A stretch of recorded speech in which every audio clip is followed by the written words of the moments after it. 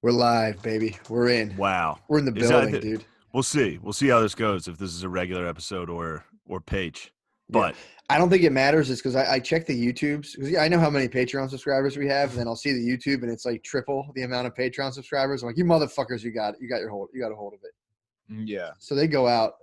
Last time we had the Mole Dog on, the Patreon. You see like what's on Patreon, the views. Then you'll see Mullen's episode, and it's just like 5 times that. And you're like, you motherfucking Yeah. sons of bitches. they're seizing the means of seizing the means, dude. All those communist followers Mullen has attracted.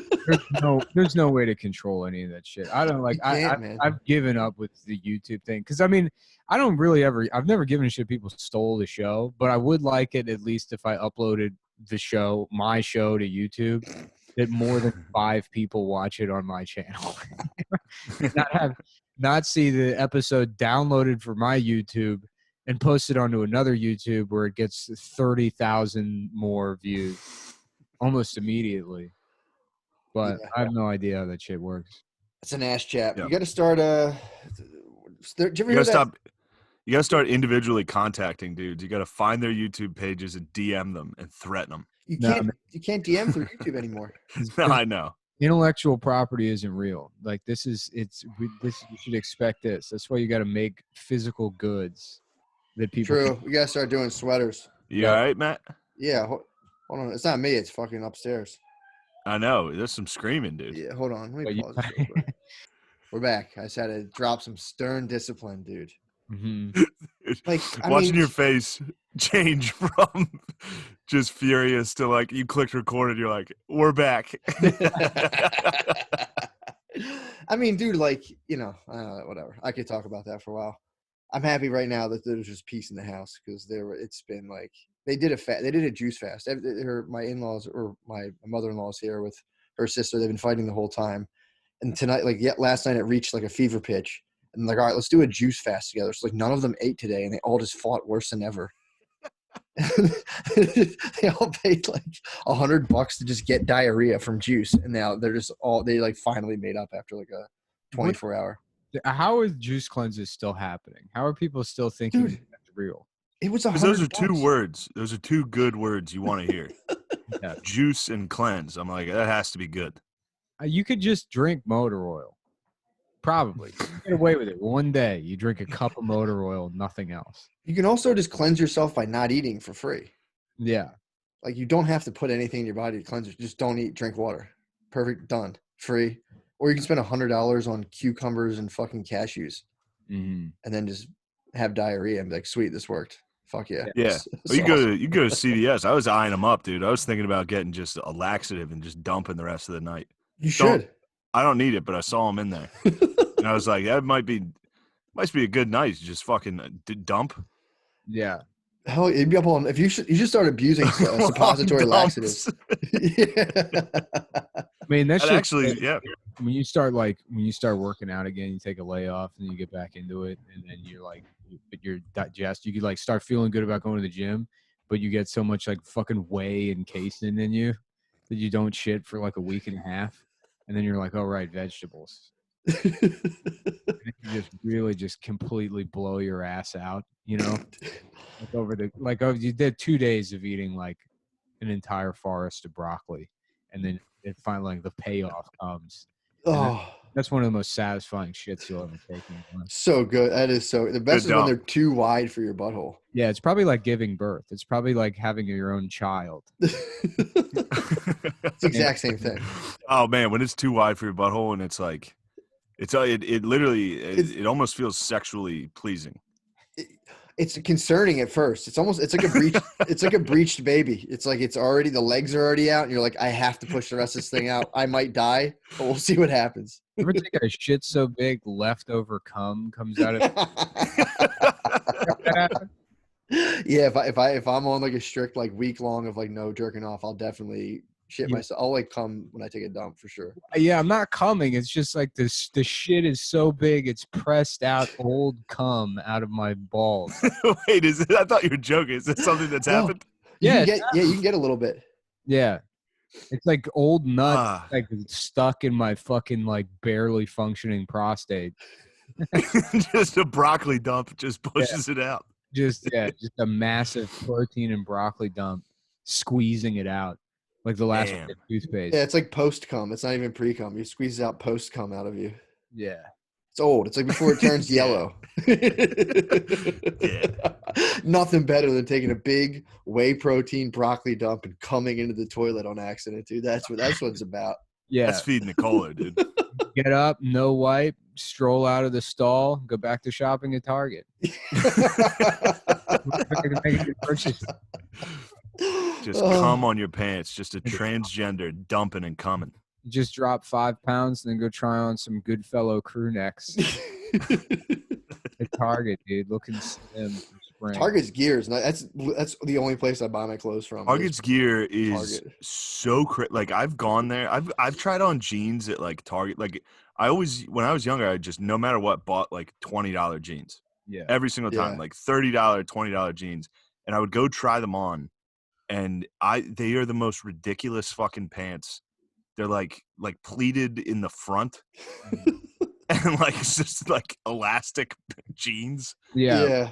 Target started having like nicer casual clothes a couple of years ago, and then Kmart went to like compete with them. They had the Jason Mraz collection that or not Jason Mraz, one of those guys, like not Adam Levine. Oh, nice. the guy from I don't know. It's Maroon 5. Yeah, Maroon 5, that guy. They have like the Ben Folds collection at Kmart. It's like when you see someone wearing Shaqs. Yeah. Kmart. Shaq sneakers. Yeah. It fucked my feet up, man. I had Shaqs for a basketball season in grade school, and I had like really severe blisters from them. They fucked my feet up. Yeah, they also try to be cool and get like, I think Target especially and Walmart and all of them have those like, they all have like comic book shirts now and like vintage, like Star Wars. Yeah. Well, that started how they sell. That started a couple of years ago at Target, and it was so fun because like the first iteration of those, they were trying to like synthesize hipsterdom and then the internet and everything at once. So it's like a skin tight, washed out shirt with like Cookie Monster saying like "fucking not my president." Yeah. It's just all of those things. I think I might have had one of those. I think I actually had a shirt. I'm trying to remember what it was. I know I had like corny Walmart like vintage shirts. Like a Jack Daniels shirt. It's something else other than Jack Daniels. Yeah, I'm trying to think. It was always like Star Wars or fucking. When I was in middle school, I had it was like one of those like fucking Kmart like yin yang blue flame. There was like a skateboard with like camouflage grip tape in the middle of it. Were you a skater? No, I was fat. You were posing. You were fat? You were posing? Yeah, I was, but it's not posing. I mean that I was into the shirt. True. Yeah, dude. Every single comic was a fat kid. Was fat. Yeah, same. Was fat. Yeah. I was asking because I was a fat skater. So I mean, I did. Let's put it this way: I did skateboard. I was no good at it. I could never do anything more. I could ollie. I could shove it. I could 360 shove it. I landed maybe 2 kickflips ever, and I could drop in, and that was it. Dude, dropping in was the highest you ever dropped in from.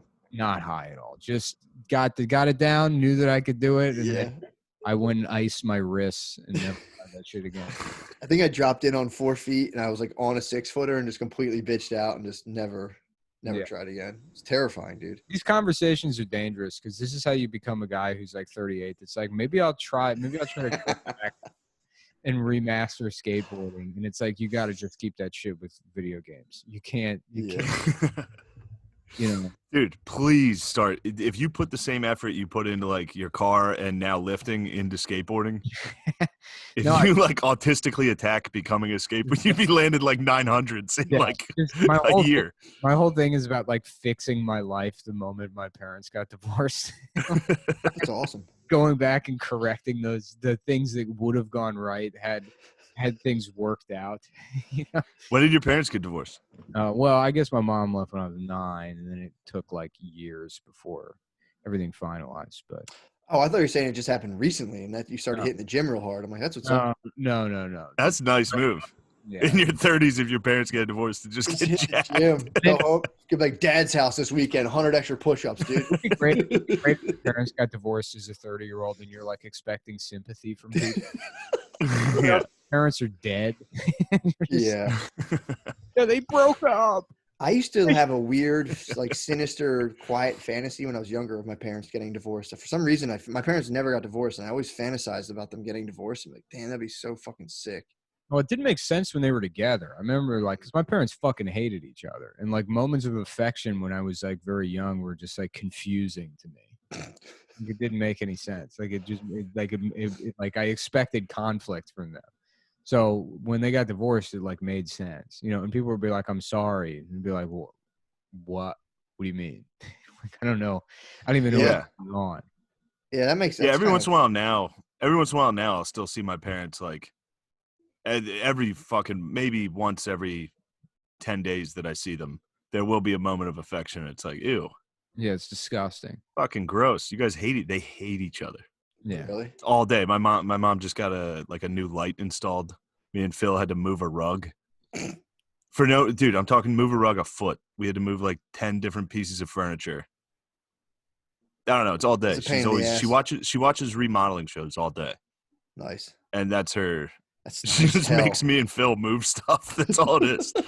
She just gets to put rustic shit on the wall and then make me and Phil move stuff. I don't understand how people are still watching those shows.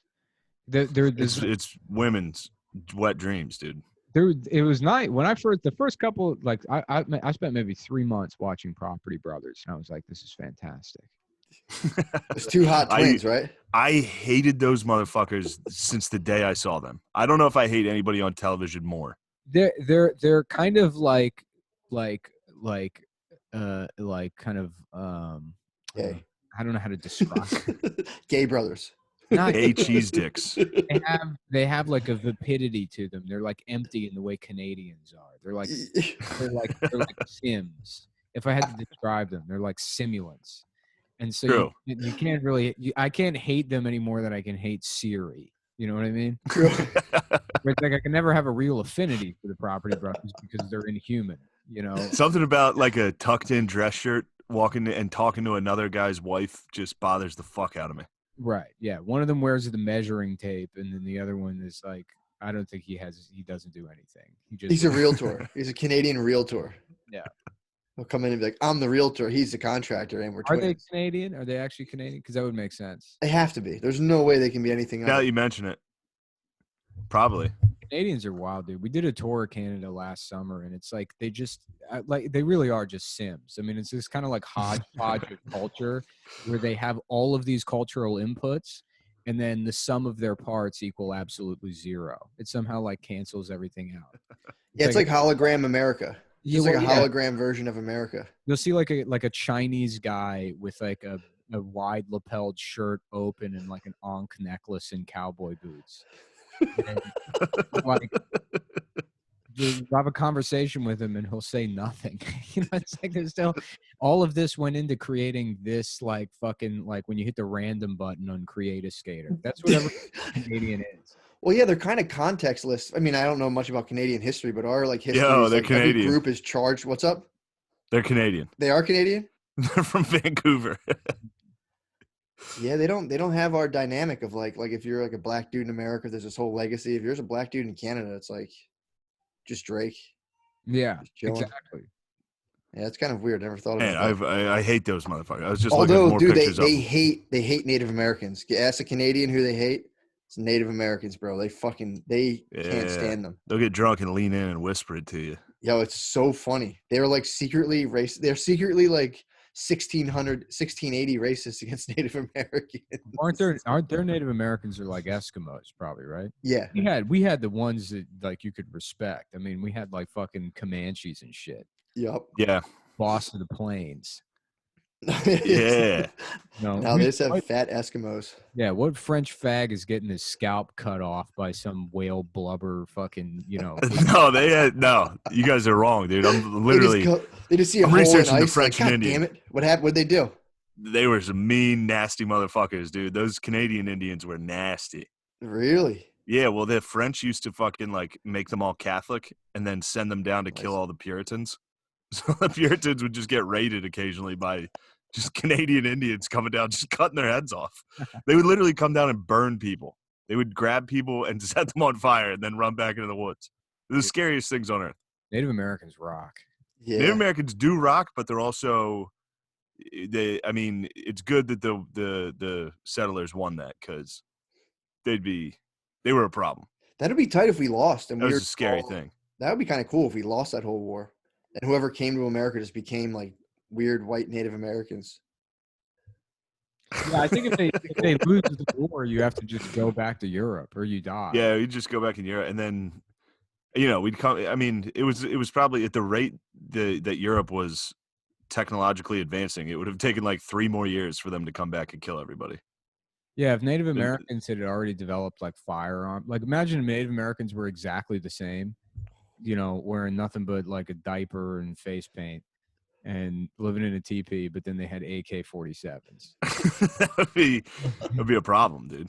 That was the child soldiers. Yeah, the only thing that they had invented in fucking 1490 was Kalashnikovs, fully automatic assault rifles. And they just lit up fucking John Smith, and it would take over. They would have sailed to Europe. Yeah, I used to have that fantasy as a kid. I remember reading Connecticut Yankee and King Arthur's Court and fantasizing about going back to like a fiefdom, but like I just have like I'm decked out. I got like a fucking mortar. That's the best. AK-47, and then I'm just like some like future knight that's just terrorizing some castle. And they can't, they'll send somebody out into the fucking woods, and I'll just like, I'll just fucking light his ass up. And they don't. No, I've had this. I've played it out though. You would 1,000,000% get murdered and ripped apart in your sleep.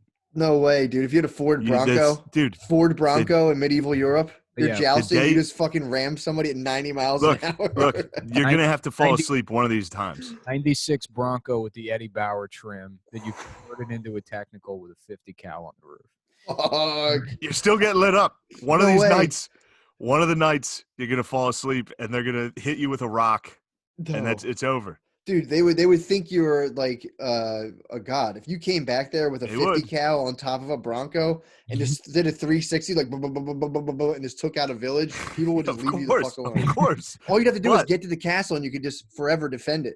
Yeah. You'd never be able to get out of that Bronco, dude. The second you stepped out of that, somebody's stabbing you. If we ever machines, they should let we should let the military industrial complex go back in time to just start wars with the past. That'd be awesome. Yeah, that would be the answer to everything. It's just we have to spend $15 billion this year to send Blackwater to 1512 to fuck up the king of the Franks. That would be awesome. And it's awesome. It's because like there's different, it's not like a Back to the Future thing where it would like fuck up current history. You know what I mean? Mm-hmm. Because they would technically be going into a different dimension and possibly fucking up some other dimension's future. And I guess you would have to wait for somebody doing that to us, but you would, from your position, you would never be able to see whether it was happening or not. But that would rock. That would be. That's actually, awesome. Truthfully, that's kind of what happened to like the Aztecs and the Mayans and shit. Like the Spanish came over and it was like they literally conquered those empires with like 100 dudes. Yeah. And the Spanish are technically the Aztecs from the future, if you think about it. True. They're the same race, I guess, sort of. Plus Europeans. Wait, what? Well, now. Yeah, true. Yeah, now is what I'm saying. Now there's one word to cover them all. Yeah. Spanish. Just one slur. That's the Lord of the Rings. Oh man. There's a slur that only Gandalf knows, and he whispers it to Frodo. But Frodo knows what the N-word is. None of the taller characters know what the N-word is, and so they have to protect Frodo so he can go to Mordor to call Sauron. Call him the N-word. He explodes. Yeah. Only Frodo knows what the word is. Dude, I was talking to this Irish kid the other day, and it just made me laugh thinking, because you're not allowed to say pikey in Ireland. That's like a bad word there. What is that which I slang thought for? Like gypsy, right? It's like they're fucking. that gypsies I think is acceptable, but like pikey is. And then it was funny. He was like, they're not white. Yeah. It's just travelers. They're all in fucking travelers. Well, that's from It's our just trailer trash. from our perspective. They're the whitest people there are.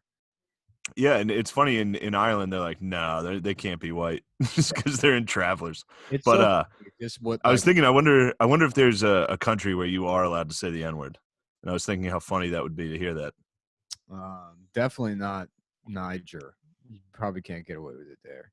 If there's just one country where just for some reason it's socially acceptable. What's the deal with Niger? Does Niger suck? Is it like because Nigeria is like popping off. Nigeria is rocking. It's really got to suck to be Niger because I imagine that was the first one, and then Nigeria was like, let's tone it down a bit. I don't know, we can go full Niger hard R. We'll go Nigeria, and then they've got like one of the fastest growing economies in Southern. True. Nigeria. I remember. IA. I was in CDC, and we had a priest come from Niger. The original name of Nigeria was House Niger. He told us where he was from, and he spelled it. And I remember in like third grade being like, what the fuck is going on here, dude? This guy just wrote the N-word on the board. Yeah, dude. I remember the globe, second grade, spinning the globe around, and when you find that, and you're like, no way. No. Then a teacher has to explain to you, be like, no, you're thinking of the one with there's 2 G's. It's like, what? Some teacher has to. It's funny too because when I read that book, What is the What, with the David Eggers book about the kids who come from where the fuck are they? Where are they escaping from again? Sudan. They don't know where Ethiopia is. They're like, there's no way Ethiopia exists, and there's just like kids in a Catholic school in like second grade spinning the globe, like, ha ha, like we put the N-word on a globe. We see the whole entire world. There's a funny, that's hilarious. Yeah, those kids are walking through to get to Ethiopia. It's great. You're spinning the globe, being like, ha ha. Idiots. I want baby. Ethiopian food. You fuck with Ethiopian food? I don't think I've had it. It's really good. Is it? Yeah. Got a lot of spices. It's a spice trade hub. It's similar to like Indian food. I mean, it's kind of I figured. There's so much overlap with cuisines. The Middle East is so fucking annoying with that shit. Yeah. Where like Israelis being like, oh, Israeli food is so good. It's like there's literally no such thing as Israeli food. It's just hummus. It's Lebanese food. Your family moved there from Russia 4 years ago. You were eating fucking like boiled cabbage until then, and now you stole. You saying Israeli food never happened? Never happened. Doesn't. Or they exaggerate. Well, it's not their food. I mean, it doesn't. True. It doesn't exist. It's the food that was already in that region before there was a fucking Israel. Yeah, I mean, I guess, they could go OG Jew food back into the Old Testament. What were they eating in the Old Testament? Like dried dog shit and like yeastless bread. Exactly. Yeah, the best thing in the world. Like God is like, check this out, bread. It's in the Bible because that was the best thing that they had. It was like bread, milk, and honey. Yeah, that was it, and goats. That was it. Yep. Yeastless bread, isn't it? Unleavened bread, isn't that like fucking like communion? Flatbread, yeah. Yeah. They were that was what they had. Yeah. That stinks. Little Eucharist crackers. Yeah, that's weird. Do they claim like that shit goes back like all the way? Because like what you're saying, if like a Russian Jew, are they like mixing up tabbouleh and all that stuff in Russia or like Sweden? I mean, I would assume it's just Russian food. I mean, like they probably ate similar shit, borscht and fucking, those dumplings. Man, now I want Russian food too. You ever have Russian? Oh yeah, you took me to that. I went to that place with you. That place was fucking great. Oh yeah, it might have been Ukrainian. Yeah, Veselka. Same thing. Veselka's open. Like Veselka's a good like late night spot. But if you want like good food, there's a place called Ocean View Cafe in like Brighton, Coney that is like awesome. How does Russian food work? Do you have like a 16-year-old with no passport give you a hand job while you eat macaroni and cheese? It's a girl with the same body as me in a tracksuit. She beats you off. Damn. She beats It's you actually off very sexy. when you eat it. Right. She can't make eye contact, but she can do advanced calculus. Russian girls are like that. I used to know this girl, Val, who was a heroin addict and like one of the dumbest people I ever met until it came to schoolwork. And then she was like a fucking genius. She's like, I remember like finding out that she knew how to do like all this. I mean, she could do, yeah, like I don't know what comes after calculus, but whatever the one after that is. And then aside from rocket science. Yeah, aside from that, it's just Physics. Yeah, she's just some dumb Russian woman. You know, she's like, "Oh my God, I love pink. I love when my phone is pink, and I love maybe have little bag and it's pink also." And then that's it. That's the only thoughts in her head. You do math and then buy cell phone accessories. Yeah, baby. Yeah. Foreigners fucking suck. Do they? Yes. Hmm. No, fuck. I've been watching 90 Day Fiance, and Foreigners kind of rule if you watch that. Mm-hmm. What's 90 Day Fiance? 90 Day Fiance is hilarious because it's crazy. These guys like, I never got my dick sucked once until I had to go to Brazil for a job, and then this woman, she saw something in me as soon as I was like leaving the hotel where my business meeting was. Yeah. And this one dude went to Ukraine 5 times and never met the girl. Yeah. He got catfished that hard. He kept going back.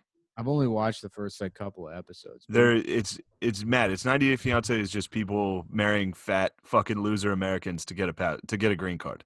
Yes. So it's just people that half of them they hate each other. Like the immigrant hates the American.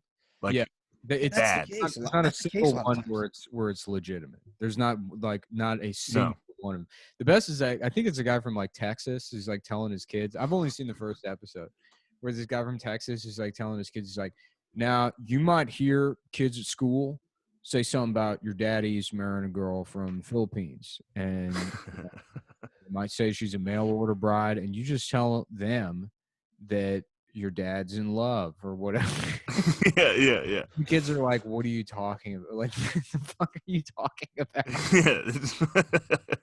How the kids in their elementary school know that he bought a woman on the internet? Oh. It's there was one girl, there was a lady that went back. She hated the guy so much she moved back to somewhere in Southeast Asia. I forget where. She lived in like on a concrete slab and had a hose as her shower. Oh, and she hated this guy so much she went back, dude. Going back to the hose.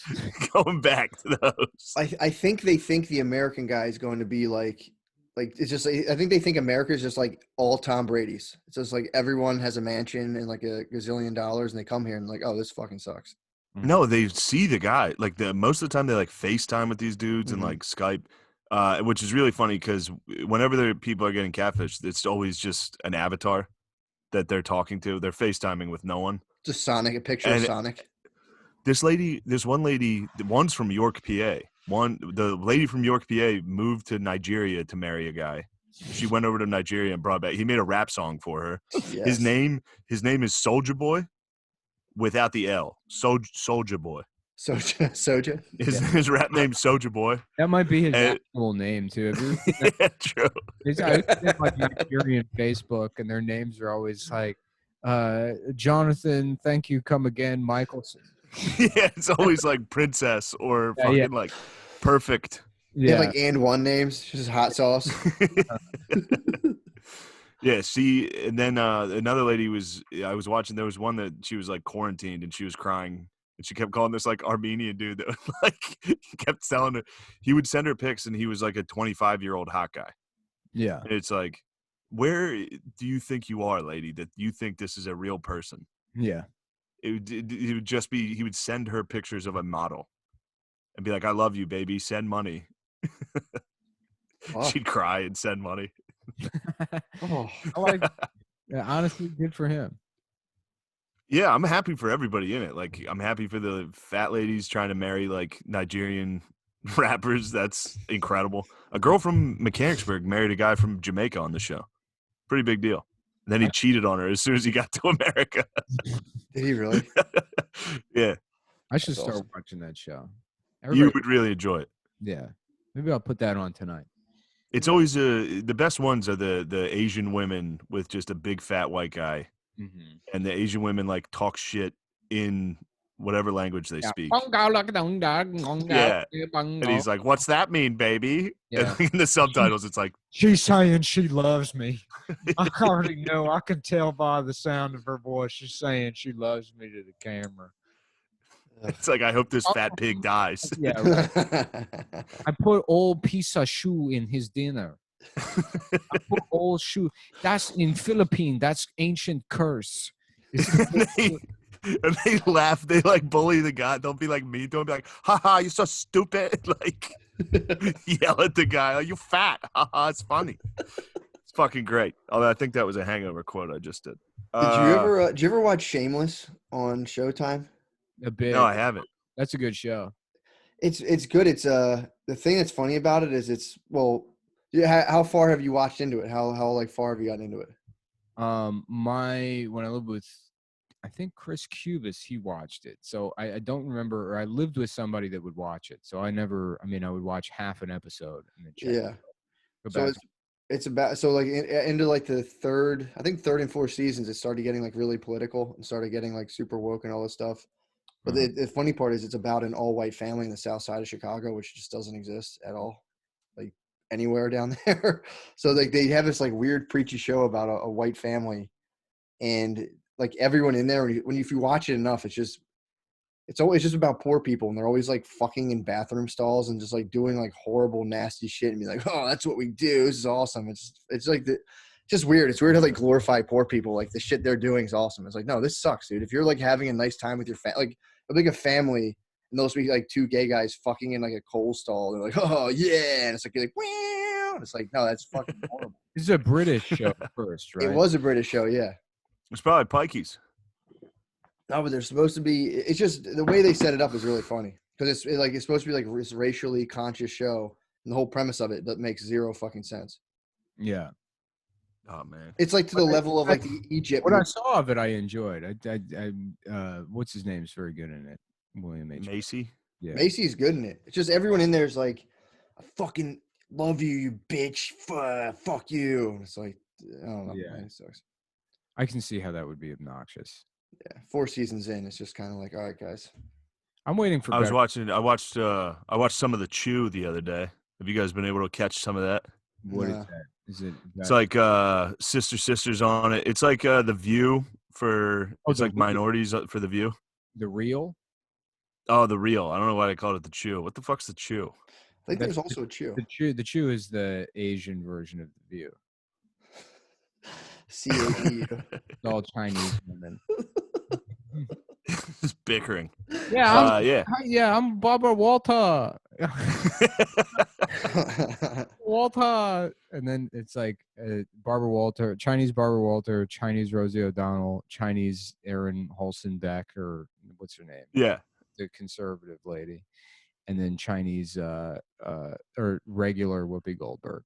They just, I don't know what the hell they're saying right now. Yeah. First of all, if I speak Chinese when I'm ready to speak Chinese. Everybody's saying, oh, Whoopi doesn't know how to speak Chinese. I can start whenever I want to. Sounds exactly like her. I start speaking Chinese the second I want to. I just don't want it right now. And then it's just 4 Chinese women. Whoopi Goldberg's on fucking. You're not wrong. You're not wrong when you say that. But something to consider. She's still arguing with them. No idea. It's crazy. It's crazy how good of a show that would be. It's crazy how good that would be. There's 4 Chinese women screaming and then Whoopi Goldberg reacting to it. Like the way she normally does, which is in one ear, out the other, and then her just saying whatever she wants. Dude, she was just on RuPaul. She's on RuPaul's Drag Race as a contestant, as like a judge. And that's exactly like people would come and do stuff for her, and she would just be like, she would just start doing it. Mm-hmm. She would just copy them, like do it like this, and just like do their act. It was like RuPaul's Drag Race. Yeah, I've seen some of it. I don't know if I've ever watched a full show. That's sad. I caught like 5 minutes of it, and it's like you almost think like these guys. It's a 30-year-old guy, and it's like like doing like a Lady Gaga dance and being like, please like it, Whoopi. And it's like, are these guys retarded? Like, are these guys actually retarded? Like, Whoopi, please be good on me, be easy on me. I practice hard on that dance, and it's like, dude, you're like 37. You're an engineer. What the fuck are you doing?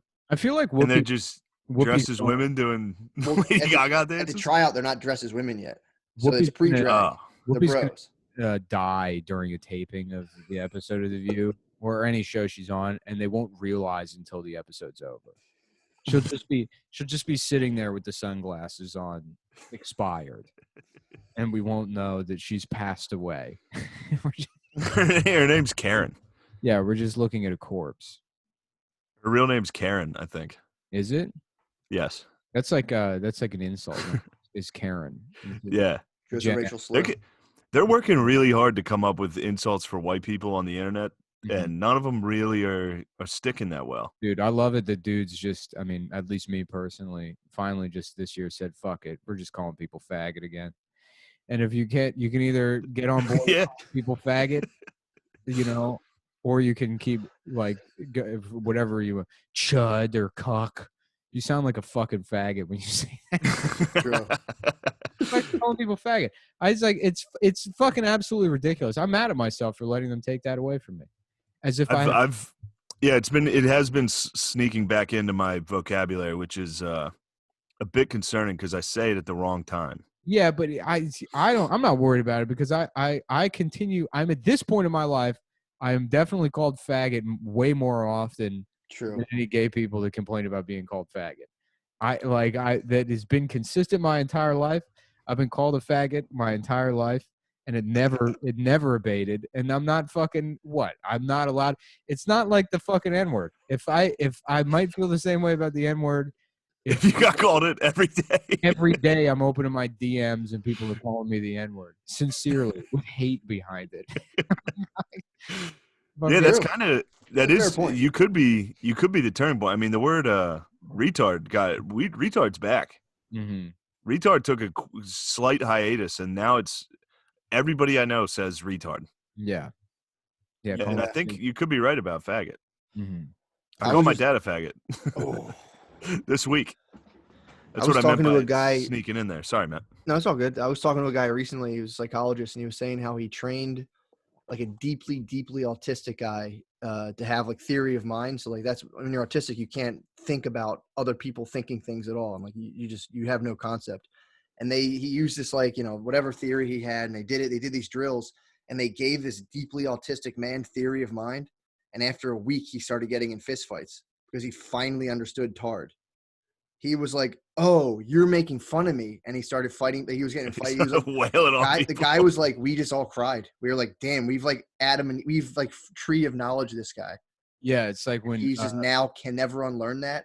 It's like when Data gets the emotion chip on Star Trek. Yeah, dude, the guy was like, I was crying, being like, "This is so sad. I just literally gave this guy consciousness, and he just is learning that the world is just completely fucked and evil." Yeah. He has to deal with it. Oh, no.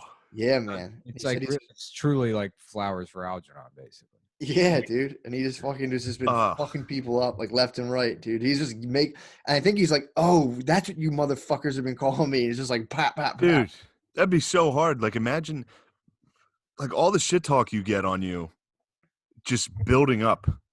And then one day you got all of it at once. Yeah. You know what I mean? Like all those people calling you a faggot online. Like you just never mattered. And then one day you're like, "Oh, fuck." Just an autistic guy wailing on you. Yeah. That had to be trouble think of getting away with it every day too. You're getting away with it for years. Oh yeah. It feels like a horse kicks you one day. Nice about at least high functioning autistic people is dealing with them and being friends with them is like they don't have social cues and they're fucking rude, but you can also just be rude to them. So it's kind of like it's this really like honest interaction. True. I know guys that are like pretty fucked up. Like their social skills are pretty bad. They're very much on the spectrum, and you could just be like, "Yeah, I don't care about whatever you're saying." You can just stop them. They'll be like, "Oh, okay," you know. They're like, "Oh, sounds good." Stop talking. And it doesn't hurt their feelings because it's like they do the same shit. They're like, "Oh, he must not care about what I'm saying." True. Yeah, they do rule. They for real rule. Yeah, Matt, you've always been a very big fan, especially those two boys. Those two boys you hang out with. Dude, yeah, man. I've always I fucking love them, man. Whenever I've worked with anybody who's like high up on the spectrum, I'm always like enthralled by them and just cherishing every moment I'm spending with them. Because there are a lot of times they can't lie. That's the funniest part too. They won't. They just refuse and just will not lie at all. Yeah. It's just like the shit they say is so fucking funny. Yeah. Honest Abe, dude. He was autistic. Was he really? Yeah. Abe Lincoln? Yeah, he was gay and autistic. He was gay. People don't know that, dude. Honest Abe was sleeping with boys. Yeah, he was married. I mean, his wife's name was Todd, so. Yeah, we had back-to-back gay presidents. People don't know that. Jimmy Buck, James Buchanan was gay, and then Honest Abe. How did they figure that out? Well, James Buchanan never married a woman, which back then was just like as gay as you could be. Yeah, true. True. I wonder, did they like find their diaries? Do they have like secret gay diaries? Is that how they got Abraham Lincoln? Yeah. On it. Well, Abe's not actually gay. I don't think. I won't let that happen. But what happened? Didn't he sleep with the guy in a bed or something? Yeah, but the argument is that was like acceptable back then. What did he write though? Why did he write that in his diary? They would write some nice love letters back and forth. Yeah, if that was like standard protocol, why would he even mention it? No, they would just like he'd be staying at the guy's house, or like they'd be staying together, and there'd be one bed. True. Okay. So like we just know, but they would write each other.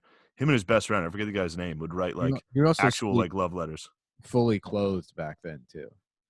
Yeah. True. You wear a suit to bed. That was how back in 1800s. So it's not like any kind of funny business could happen, you know. True. But you think about like all the gay shit Abraham Lincoln did, like fucking giving speeches and going to plays. I mean, it's like, I don't know.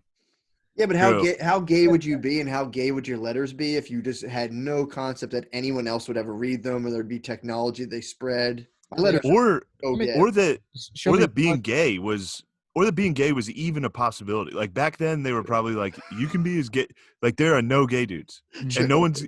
If somebody accuses you of being gay, that is a gunfight. Like, no, you can be as gay as you want. There's no sex in culture. They're all repressed. So like even like getting pussy and you're straight, you're probably like putting your dick in and you're like, what the fuck?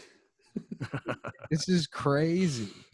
It's such a fucking, I mean, it feels good, but I mean, this is like, it's weird that we do this. We shouldn't maybe be reading, you know? Oh man. Looking at I'm sorry, if we're talking history, I'm still harping on this fucking book I'm in, but funny part, in like 1730, there was just a diphtheria outbreak in New England, and one small village lost 280 children in 1 year, dude. And they would die in like 10 hours. Yeah. They would get it, their throats would swell up and just die right away. And they were like, fucking witches are out here. How fucking obnoxious GoFundMe would have been in like the fucking 1810s. Just a GoFundMe where all the S's or F's. And it's like, yeah, there's no spaces in sentences. What's diphtheria? It's what I've understood from it is just your throat swells up and gets like patches of like ashy, like sores on it, and you know you fucking die. You can't breathe, and oh fuck! And the whole town's kids died. And then I think the way they responded to it is they burnt like 3 ladies. Okay. Oh, they blame it on. Which is good, dude. So if you're like the weirdest, that makes sense why I kind of like there's that social pressure around being like too weird or eccentric. Because back then, like if the kids died from a disease, they would find the 3 weirdest people and burn them. Yeah. Like it had to have been one of these motherfuckers. Let's burn them. Start over. When contemporary women try to claim the oppression of like witches during the same. Yeah, like 30 of them died. It's like, and the whole town's kids died, dude. Like. Yeah, the witches actually, compared to just about everybody back then, had it decent. Yeah. I mean, most people back then died on fire. Mm-hmm. That's how it ended.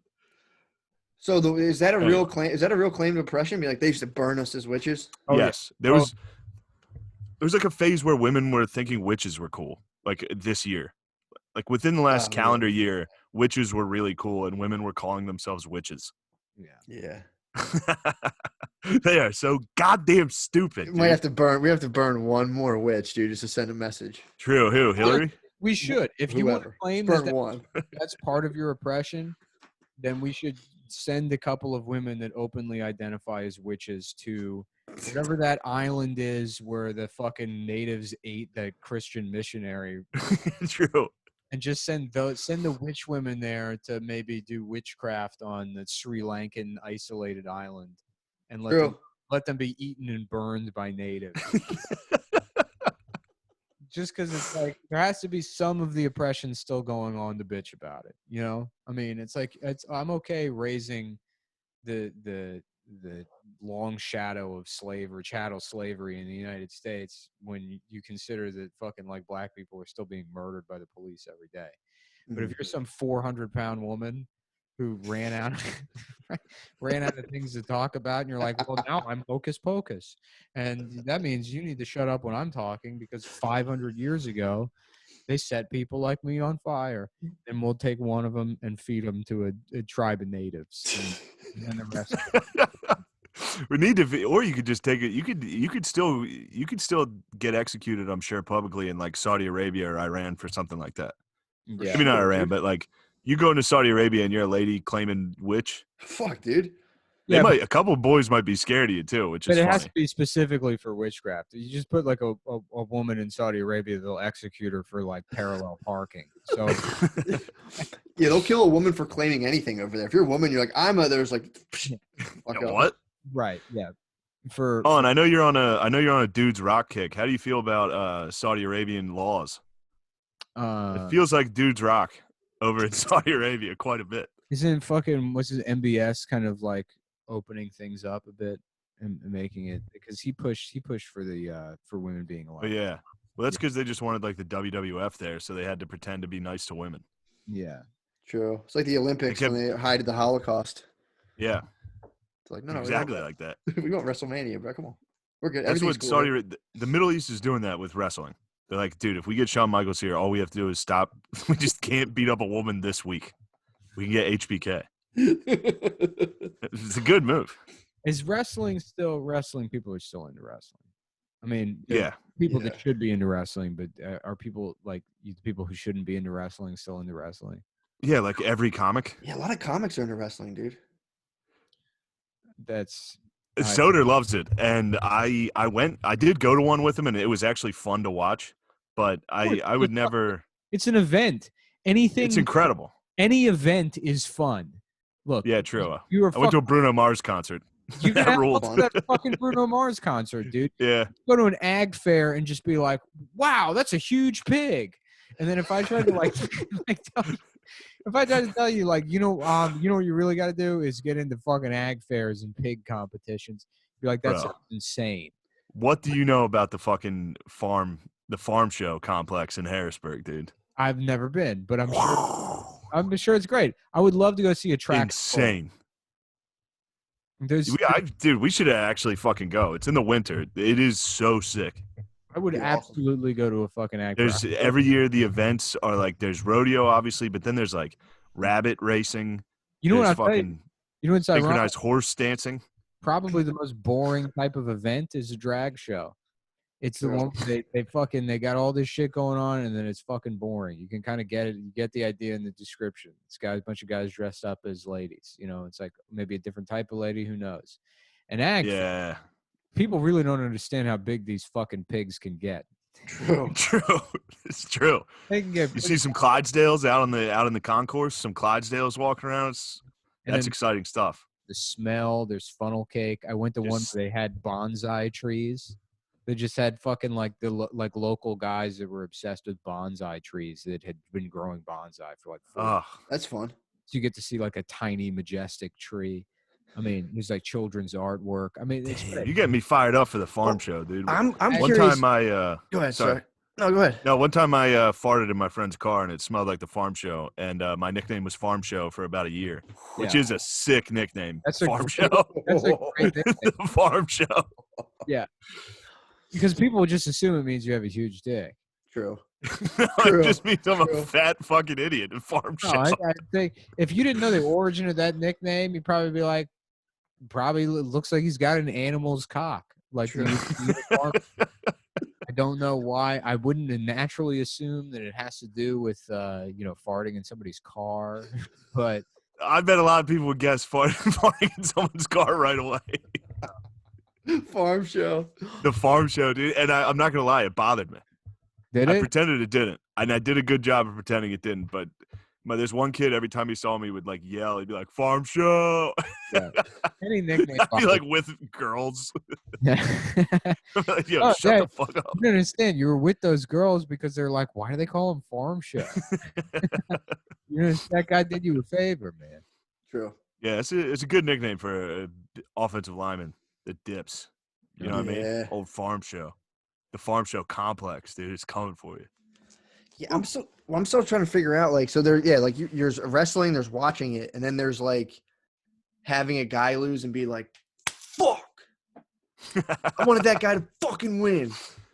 Like, how prevalent is that? The older dudes are into it, like, for the way, like, most comics I know watch it are like, they're into the storyline.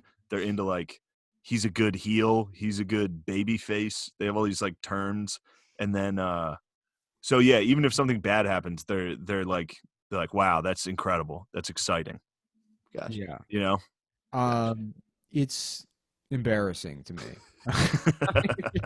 Like, I can't even engage with people to the extent of being like, if somebody's like, well, I'm really into wrestling and it's actually blah blah blah blah blah, and like all I can say is like, right, you know, I mean, I can't be like, that sucks or that's stupid. It's just fucking like, please just stop saying it. Just oh man. That's true. It's true. I mean, and they're doing it now. They're doing wrestling matches now with no one in the audience. Mm-hmm. And with no audience, that's one of the dumbest fucking things you could ever see. Yeah, they should just have the guys yelling at each other on Zoom. True. You should. That'd be fucking great. Yeah, from their home gyms, they're just yelling at each other on Zoom. Yeah. You watch that Benoit? There's some good shit though. The fucking Behind the Ring's fucking great, or Beyond the Ring on Vice. I didn't see the Benoit. Is it a documentary? Yeah, it's like you're not gonna learn anything. It's just fun to relive that experience. Yeah, I kind of riffed out like a whole Benoit miniseries that a couple years ago that I thought would be awesome. Because that would be when they started like really like fucking playing the hits with like 90s true crime. Because now they got this David Koresh one. They did John Bonet. They did OJ. The world like needs a fucking 10-episode miniseries Benoit.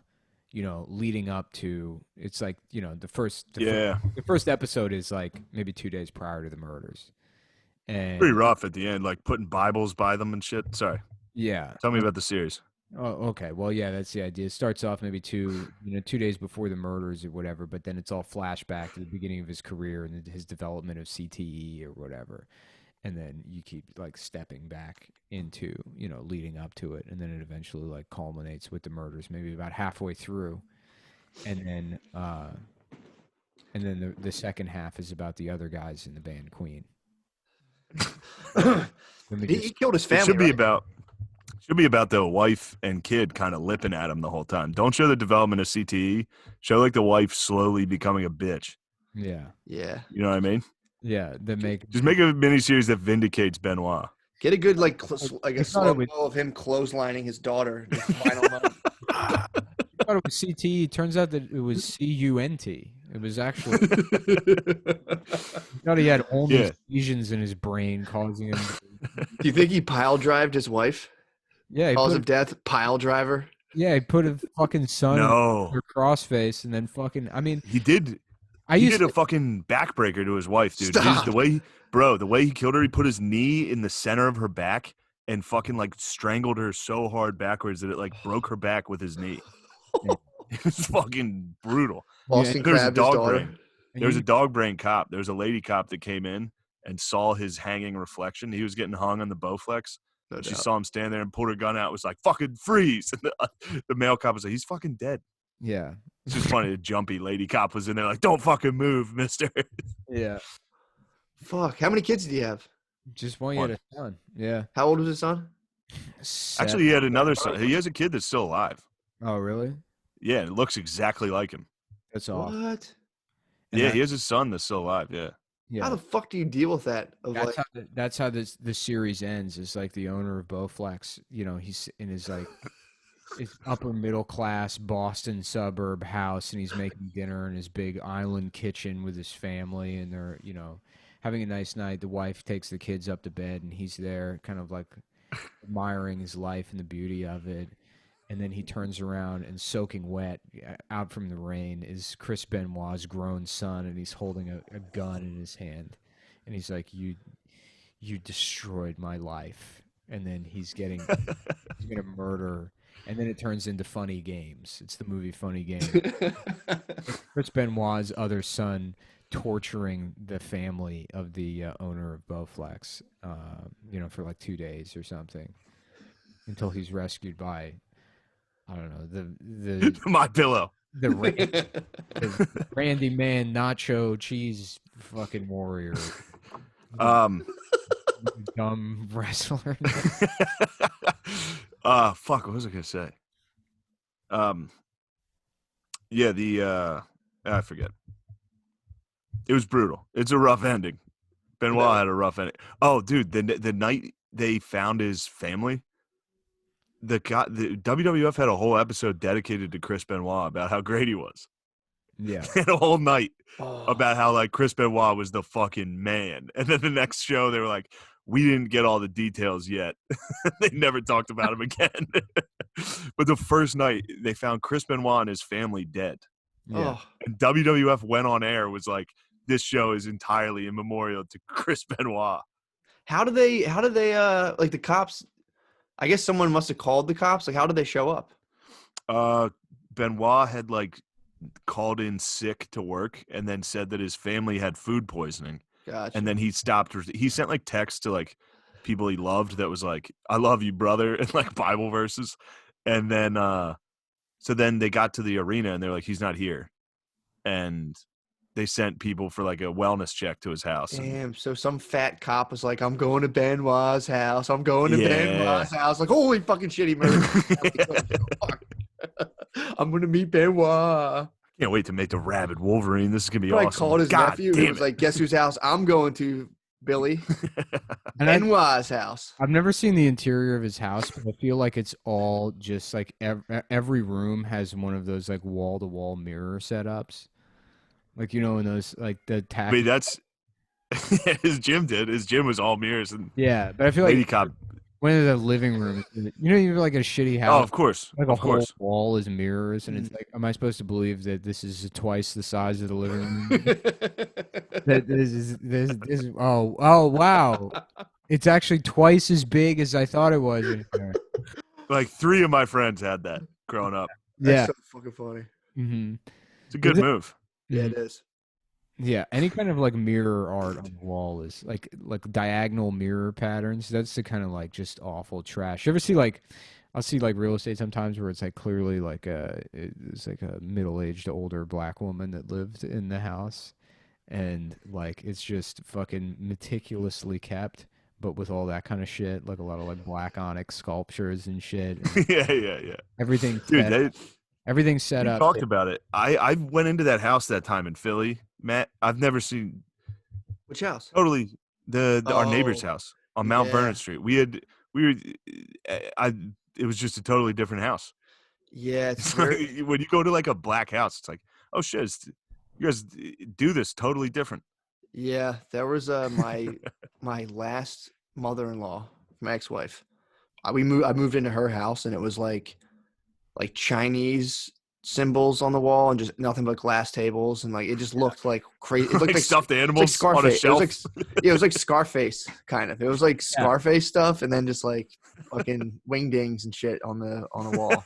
Very much that like 80s kind of like early 80s. A lot of like glossy black onyx and like red and Yes. Yeah, but dude, think of like palatial.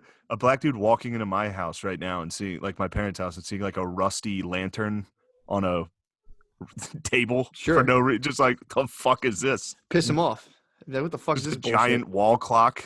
Why Yeah. aren't things shiny? Why aren't things shiny in here? This is bullshit.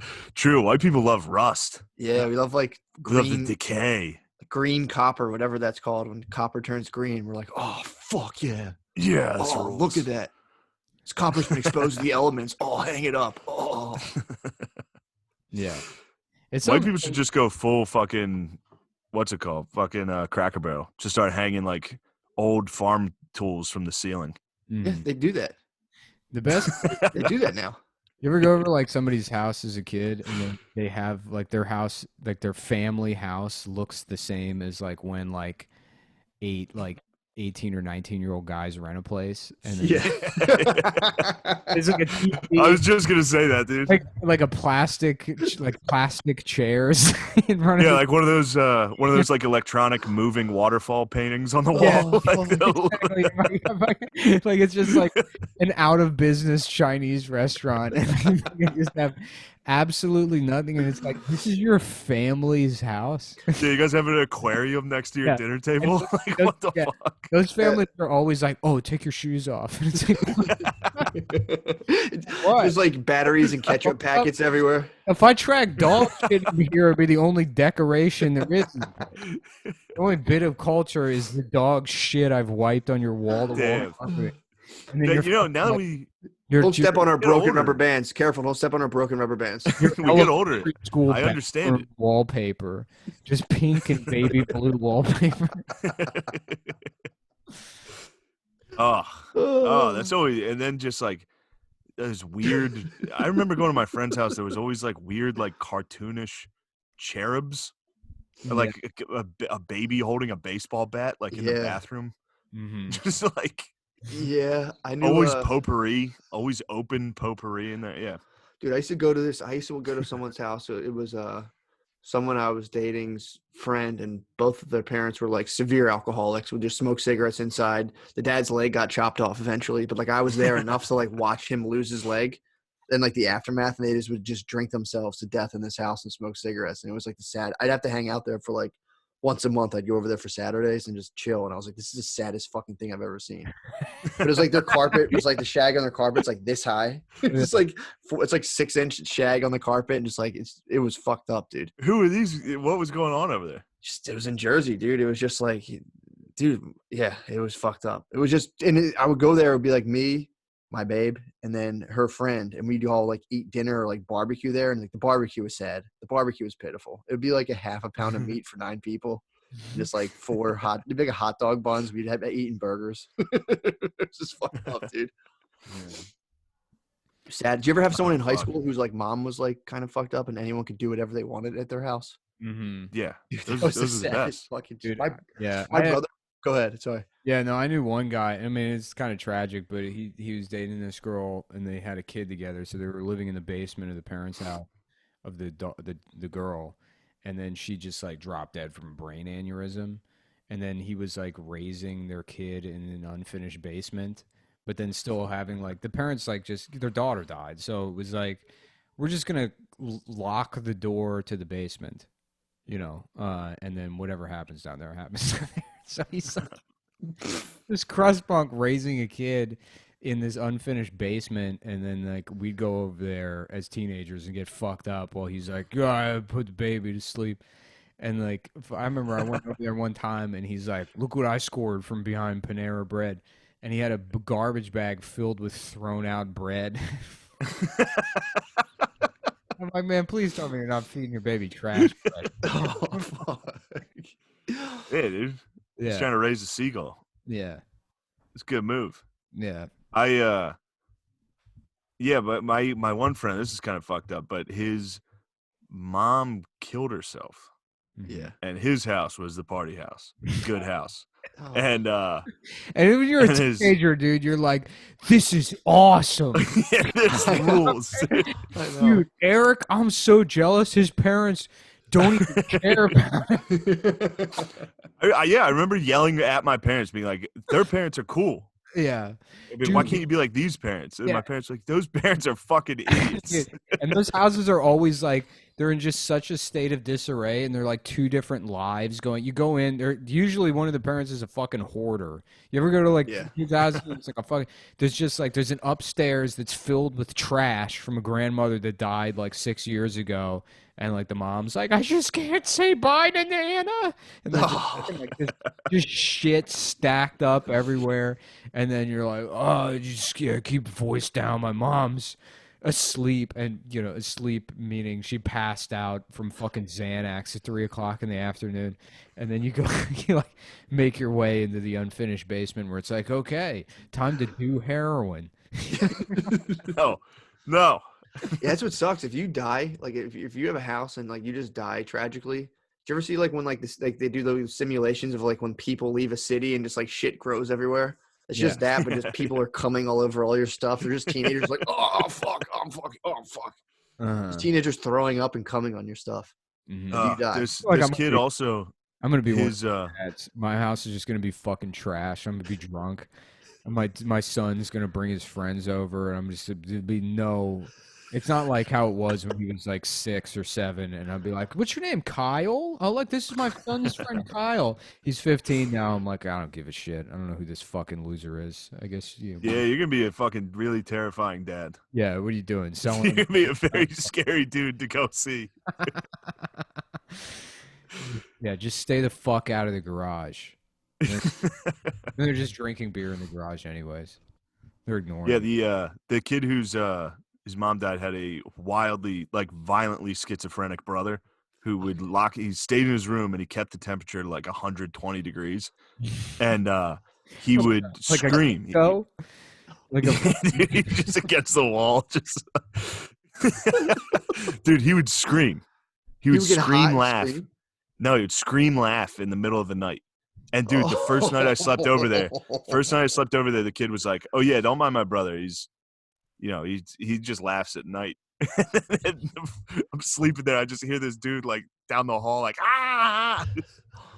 scariest fucking thing. And then I went to the guy's room. I wanted to see what the fuck was going on. And it was the hottest room I've ever been in. Fuck. I remember it. It was like 5th grade. I still remember that.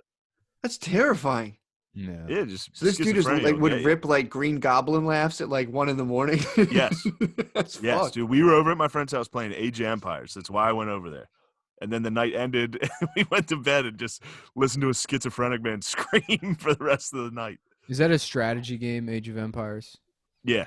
I want to get into like a strategy game. I'm trying to get into smoke. Yo, play Total War. Total War is fucking sick. What's Total War?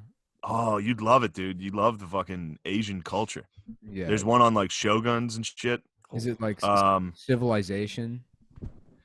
It's kind of like that. It's a little more realistic, and it's about like it's like Risk, except you play the battles. Total War Empire. Total War Land and Sea. I'm looking at it in the App Store now. It's awesome. It's really cool. Damn, I might have to get into this show. And yeah, it's good stuff. Shogun. I play the Napoleonic Wars, but you seem like a Shogun man to me. Yeah. Costco also very Shogun-esque. Oh, for sure. That'd be tight. Both of you love fucking Asian warrior cultures. Yeah. Feudal Japan is like pretty much that's where my boner stops. Yeah, that shit rocks. Dude, imagine bringing a sick weapon back to samurai culture. That'd be awesome. You're getting killed. Make a minefield.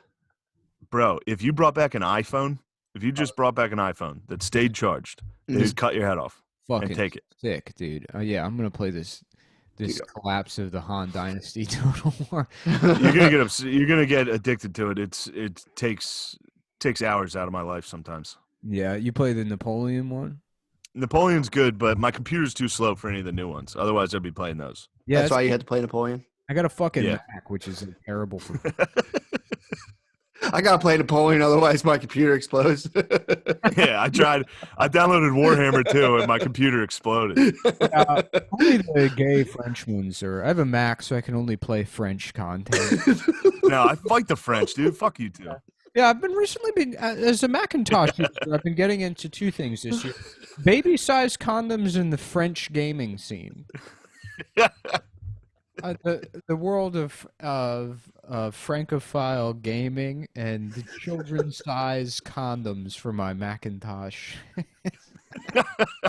my Apple-sized cock. I have strongly considered buying a gaming computer so I can get out of this Napoleonic hell. Dude, do it, dude. I'm stuck in Napoleon, dude. I was thinking about that today. I was like, oh, yeah, well, his headphones broke because if his laptop doesn't, I'm like, why doesn't you just buy you get a laptop for like $900, dude? There's no audio on this computer either. It's just my ex's computer. Dude, get a laptop and play Shogun, dude. When the screensaver comes on, it's just her name. I'm going to piss real quick. It says her name on the board. Go ahead. So when you play the Napoleonic Wars, you need to have your headphones in so you can hear the sound. No, I don't listen to the sound. You go silent strategy game? Yes. What? Maybe listen to it like an podcast or yeah. That makes sense. So you're doing that. Yeah. It's crazy. I need to hear the sound. Like if I'm moving troops, I got to hear like. Yeah. It's look, I'm not proud of it. Actually, yeah, I am. That game fucking rules. I know, but it is funny to think that like your GPU is the thing that's keeping you from playing any other better game. Like only the French one works. Yeah, and what's crazy is somehow I don't know what version of Mac I have or like how it plays on stream, but no other games work.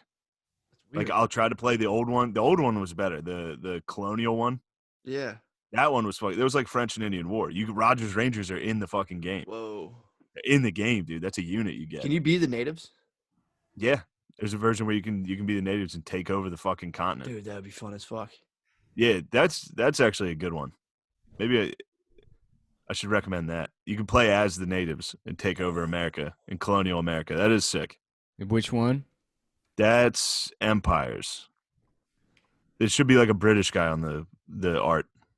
British soldier. Did they make it realistic? Tight. Did they make it realistic as the Native Americans that it's like super, super, super hard to like defeat the villages? Yeah, if you are the Native Americans, you got to have like 10-1 troops to kill them. That's pretty. So you got to unite. But early on, the tribes. Yeah, if you start uniting tribes, you can. If they would have united, they could have fucked us up quite a bit. I don't know why I say us, but they would have. They would have got the pale faces pretty good.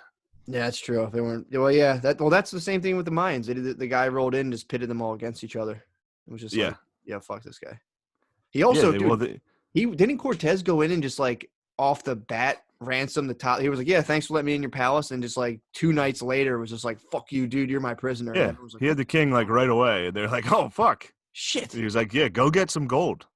And he cut it. I think he killed him anyway, dude. He's quite the chessman. He just moved right next to the king. Was like, checkmate. Whole civilization dead, gone. Checkmate, you're done. Yeah, got you. Yeah, there's a good book about it's written by Diego de Landa. It was a Spanish, I think it was a Spanish missionary who went down there and just recorded all of the shit about the Mayans before they got extinct and was like, here's the deal with them.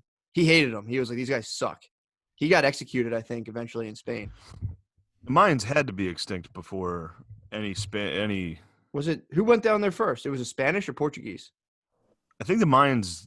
I don't think Europeans killed the Mayans. No, dude. It was right. Sure, I think it was the Incans and the Aztecs that got rocked.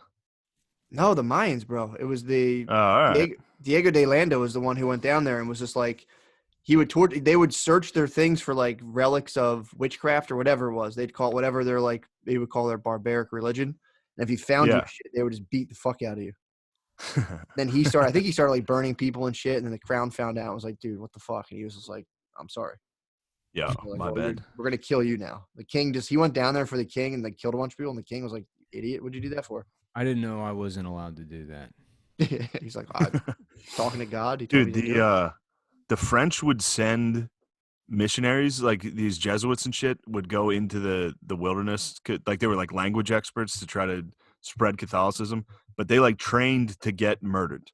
These dudes like went over there knowing full well they were gonna get like flayed. What was that movie?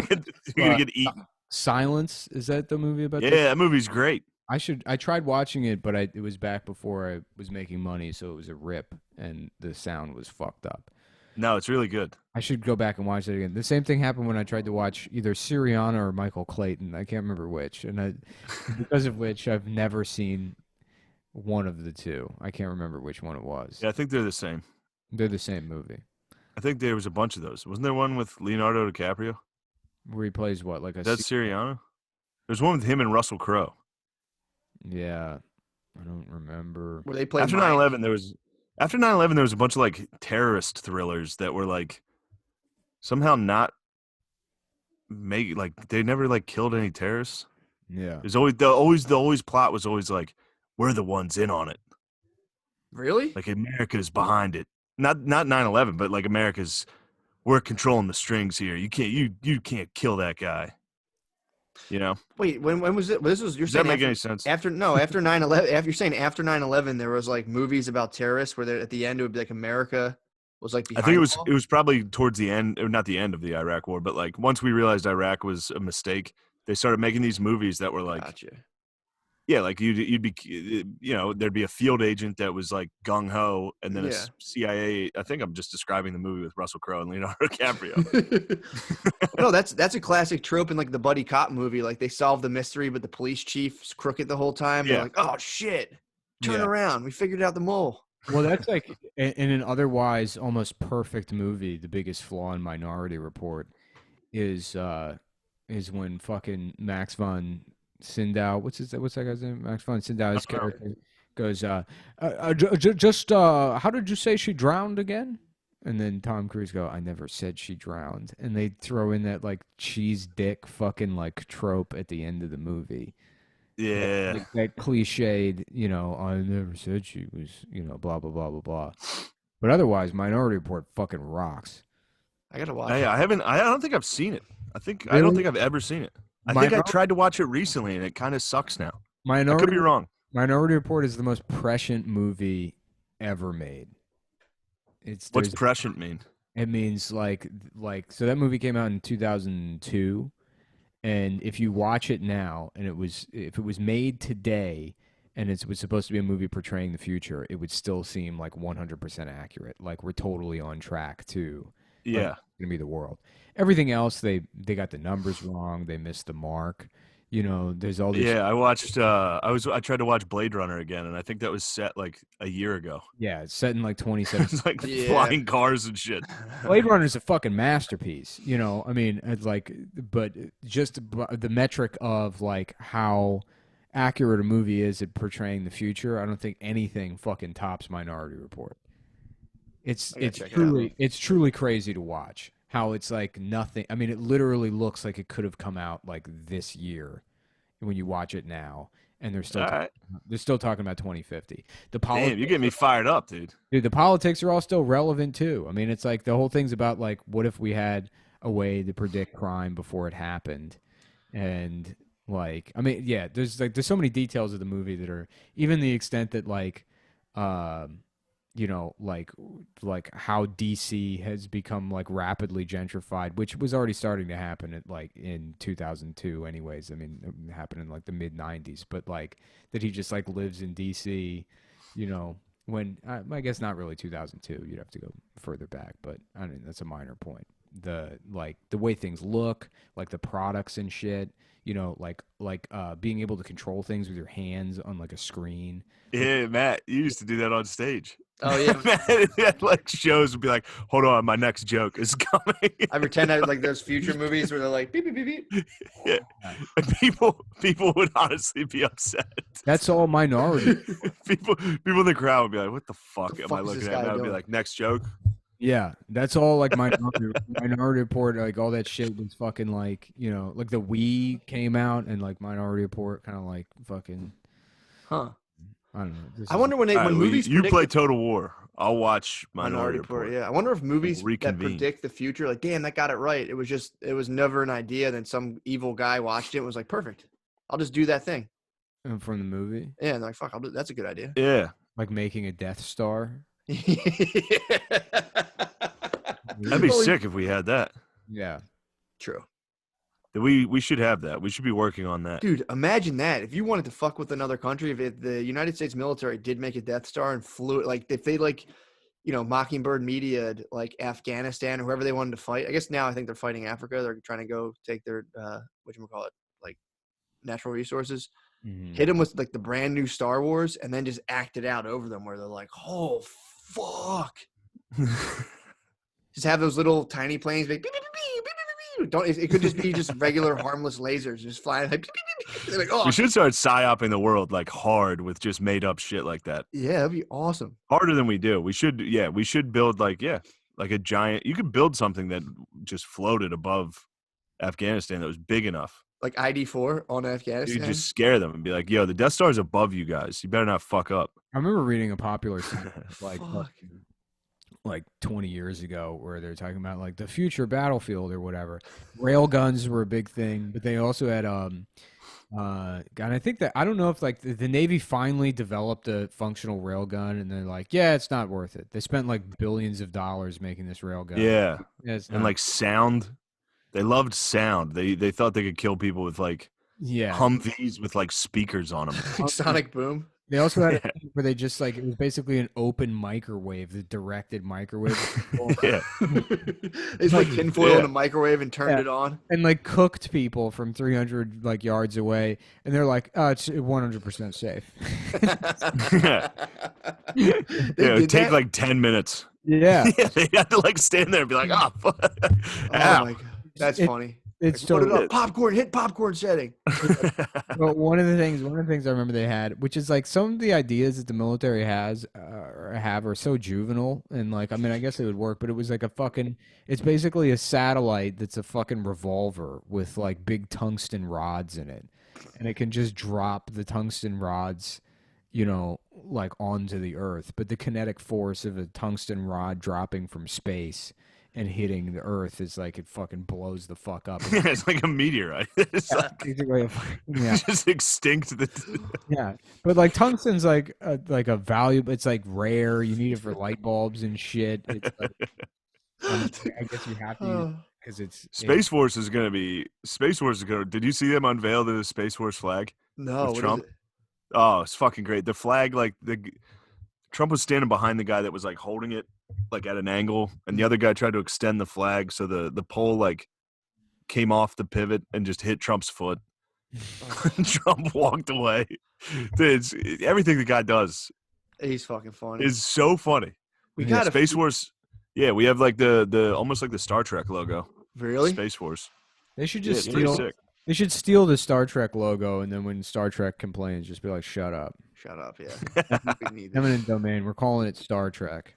We could go full China with that stuff and just take things. Yeah. Yeah. Just be like, there's no such thing as intellectual property. I'm still stuck on ID4 in like North Korea. Just hit him with the bootleg and then just slow fly over a humongous spacecraft on North Korea. You would topple them immediately. You hit Kim Jong-un with fucking it's funny too because is he the only one in North Korea that has like Comcast? He probably has Comcast on demand, like watches all the regular shows. Yeah, he's got Quibi. He is Quibi. His YouTube Red. Fucking just watching Quibi all day long. Like, don't bother get to watch Quibi. Dude, it was so fun. Liberals are so fucking gay. When like there was like a week where Kim Jong-un was in the hospital, and then they were like the fucking media just ran with it. They're like, meet the girl that's taking over for Kim Jong-un. Like, did that happen? Is this fucking even is this even remotely true? Or she was a babe. Well, and they're all like, I couldn't tell if it was a joke or not, but plenty of people were happy that there was a girl boss in charge of the dictatorship. Was that? I didn't even know that happened. So there was a hot babe who stepped in. Kim Jong's his sister, dude. She's a fucking babe, and she was gonna. She was not a babe. She looked like Martin Shkreli. Babe, she's a babe.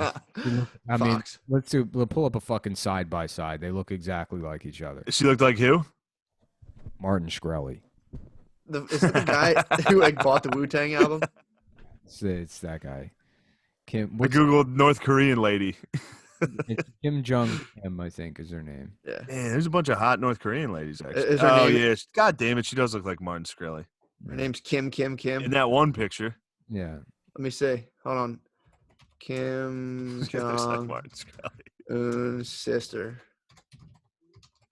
He's Un, right? Or is he Un or Il out? Oh, is it Kim Yong Jong or Kim Sol Song? I'm guessing Kim Sol Song. That looks exactly like my boss's wife when I used to work at a beer distributor. Hold on a second here. Let me see this hot ass fucking babe. Is this her? She's not even remotely. She's like in the world of Korean women. She's like a 2 out of fucking 10, dude.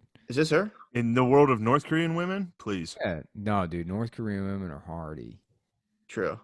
Oh, you're sharing your screen. I'm like, why can't I click on shit?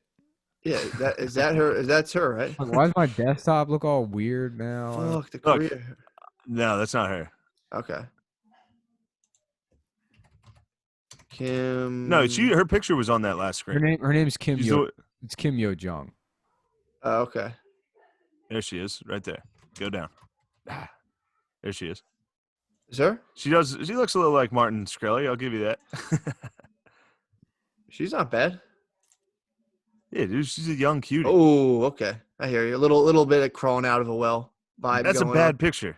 No, she looks like Crypt Keeper, man. Yeah. Damn, He's look a how hunk powerful too. he is, dude. He's a hunk, dude. He's hot. He's hot, dude. I want that outfit, dude. That's Get it. What are you doing? Get it. I'm gonna get even. I'm gonna get really jacked, and then I'm gonna start dressing like Bale in Equilibrium. Damn, dude. I want to be fucking Bale in Equilibrium, and then defend that movie. Be like, it's the tightest Christian Bale movie. He dresses like fucking. Who's the guy from M Bison? Who's the guy from not Mortal Kombat, Street Fighter? M Bison. M Bison. He dresses like M Bison. Yeah. He looks fucking. Get that picture of him walking up that hill. I like that. That's a good photo. I like seeing Kim Jong Un enjoy himself, man. The sunset. Kim Jong Un having a blast. Kim Jong Un almost certainly did. Like, all right, yeah, it's fine. Where are we at? We're good, man. It's been like an hour and some change. Oh man, Modog, what's going on, dude? What are we? Tell me what's happening in the world. I gotta regurgitate this. What you're about to tell me. I am not paying attention at all anymore to anything. Hell yeah. I fucking just checked out, dude. Me too. I cared a lot, and then we got the first week into lockdown in New York, and the numbers dropped off before they should have, and all those models got revised, and I'm like, oh, this is fake. And I still feel that way, but I'm not paying attention. Nobody wants to hear it. Nobody gives a shit about my opinion. Fuck it. I don't care. It's like, I mean, what does it matter? There's no fucking reason to get angry. It does absolutely nothing. I'm going to fucking do the same thing everyone else does and try and fill my time with dumb bullshit as much as I can. And, work out. But yeah, I'm at the point now where even if this thing was totally set up, I would, if it came out like the Democrats set this up, I would vote Democrat. I'd be like, fuck it, you guys won. Like, if this is what you guys were willing to do. You guys are capable of something like this? You fully fucking win. I don't think anybody set it up. I think it's like just fucking like gross, massive incompetence at the highest levels of society. And then also a system that's designed to just funnel money towards people that already had money, and it's just continuing to operate the way it always has. Yeah. And what's frustrating is that the people that do call out that system usually just don't seem to care. They're asleep at the wheel. Nobody really just gives a shit. Yeah. So, yeah, but whatever. I mean, what's the point of giving a shit? Who cares? That's supposed to be the one class of people supposed to be like watching the powerful elite now are like, you better listen to the news. Yeah. It's the people who are like hating billionaires love the news, and it's like, well, who the fuck makes the news, dude? Right. I mean, social media is fucking nauseating now. I mean, like, I've been off Twitter, but I'll go, like, I just, somebody will like find a video of, like, I saw somebody showed me today. There's like like people mocking this woman because she's crying about having to wear a mask, and it's like, yeah, it sucks that we have to wear a mask, and it's like, you're not a fucking hero for like lambasting this phone, like, oh, okay, Karen, sorry you have to wear a mask. It's like, yeah, it sucks. Things are fucked up. People lost their job, and you're being a fucking asshole about it. I mean, it's like, it's the smug disdain that fucking social media liberals and blue check liberals have for anybody that's like doing anything other than clapping like a fucking seal for the essential workers. It's like disgusting. It's just fucking annoying. Yeah. Can't deal with it. True. It's pretty crazy. It's really Yeah, the left is really how are they this fucking gay? True. Like how? That's the one thing Minority Report failed to predict. Yeah. Yeah, that the left would just be smug cunts. Well, yeah. That's their MO. It is literally Minority Report. I mean, it's like fucking. It's a bunch of liberals saying like that are in favor of like prior fucking restraint, basically, which is this idea that everybody needs to stay home in case something bad happens. We need to give up all of our civil liberties in case something bad happens. Where people like protesting in the name of freedom, as misguided and fucking childish as it may be, is like just like they now associate the ideas of freedom and liberty themselves with being like something to immediately mock or have disdain for, just because they associate it with like, oh, the Trumpists. It's like, of course all of my data should be in the hands of big corporations and the fucking government. Of course I should be forced to stay home and forcibly vaccinated. It's like I'm saving lives. There's no pushback to like any of this from any of these people, and like the idea that you would want to push back or say like, hey, I have a problem with this at all, or question any of like the data, or like even bring up that like the antibody test or whatever. Anything you do is now seen as like it's just met with like, yeah, that's kind of like smug liberal mockery that's not based in anything other than just like pretentiousness. I mean, it's not. Yeah, it's I've been telling Matt, dude. I've been watching CNN at night sometimes. There was a guy. Wild. Yeah, there was a guy's prior to this that it had something to do with fucking like empathy or some kind of like moral superiority. Like maybe you just want to be on the right side of history. Now all that's gone. Now it's just fucking like baseless political snobbery where it's like, oh, you want your job back? Well, maybe you should get a job as a doctor. And it's like, are you even thinking about the fucking words coming out of your mouth? You stupid asshole. I mean, it's whatever. Fuck it. Yeah. I can't. It's dude. Get fired up, dude. That's what I want. The Atlantic this whole month was conspiracy theories. It was just like if you like question the news, you're gonna kill that. The idea of people questioning the news is going to act like everyone's gonna die from that, basically. Yeah. Well, now the Atlantic had to lay off like 20 to 40% of their staff, which is like good. This is what I want to see. Good. Is I want to see. No, I really do. I want to see like the fucking people in the media that sold this who like did not do their due diligence and made specifically that argument that you shouldn't, that there should not be any kind of alternative narrative, that there's no room for. I mean, YouTube's like banning people from YouTube who are like epidemiologists. They are. They have dissenting opinions, but they are the experts that we're supposed to be listening to because their opinion professionally runs counter to like whatever, either like a municipal government or a federal government or whatever was decided, at like at some level of the state. This is the opinion that we have, that lockdowns are the answer, that wearing masks are the answer. So if you have somebody that's an epidemiologist that goes on YouTube and says like, well, actually, no, not really, then they get fucking banned and people are on board with that idea. And it's like, on principle, you should be fighting that. I mean, like the responsibility should be on people to think critically for themselves and get all the information. It shouldn't be this top down, even if these people are fucking like completely wrong, there should be room to be wrong about these things, Yeah, it's just instead of that like wine tooth smile of like, oh my god, spare me. So yeah, it's bullshit. Sucks. And none of the people who you would think would care. They just don't. They're like, yeah, stay home, save lives. Yeah. It's like, yeah, right. It just actually doesn't make sense to me. Mm-hmm. Like when it comes to like the whole stay home, like I understand staying home doesn't spread the disease, but I'm saying like we're gonna have to come out. Yeah. Eventually. Mm-hmm. Do we wait for a cure? Is that what they're saying? That was the premise from the get-go. But now they realize that's fucking untenable. I mean, I haven't watched one of these Cuomo briefings in forever, but it's like, well, they're supposed to just lock down New York City until there's a cure found. Now, there were studies. There was that grocery store test that said that 20% of New Yorkers already had it. a sample size of whatever, that 20% or 21% of people in New York City have the antibodies that are already exposed to the virus. But the thing that's the fact that it's become a political issue where it's like one party believes you need to stay inside, one party believes it's like, how are we this dumb that all the Democrats agree and all the Republicans agree that, and the media falls in line too. Like I just looked at a CNN article about Sweden, and the headline was like, Sweden not seeing the results it expected with its herd immunity idea.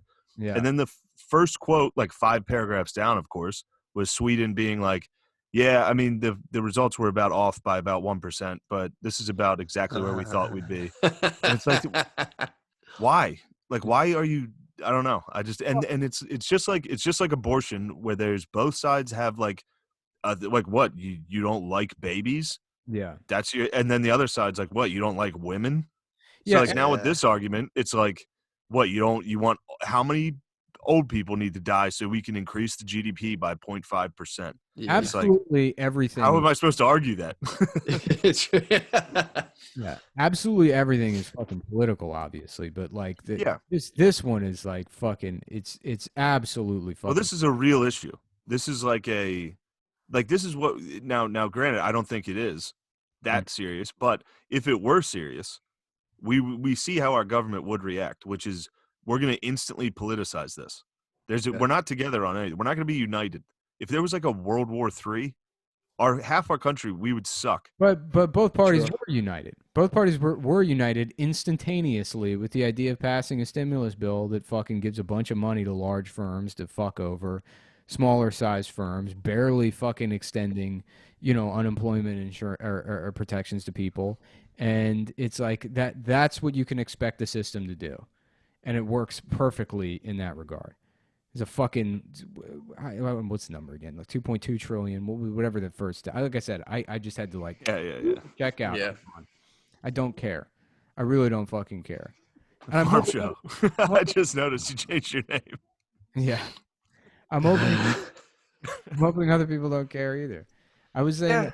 I'm just waiting for the shit to come back normal, and it's like I don't ever want to hear about this ever again. I do think people are going to try to keep this alive as some sort of like thing. Like, dude, there's people already talking about flu season now. Like, well, it's going to be flu season soon. It's like, dude, nobody gave a fuck about flu season. I said it a fucking like 6 weeks ago. What's going to happen is red states are going to open up first. They'll be fine. The media. Yeah, I'm doing a show in like a week. The media is going to do everything. Missouri. And the media is going to do everything they can to paint it as like the worst case scenario. They're going to be like, well, Texas, it's a fucking nightmare in Texas, but it'll be fine.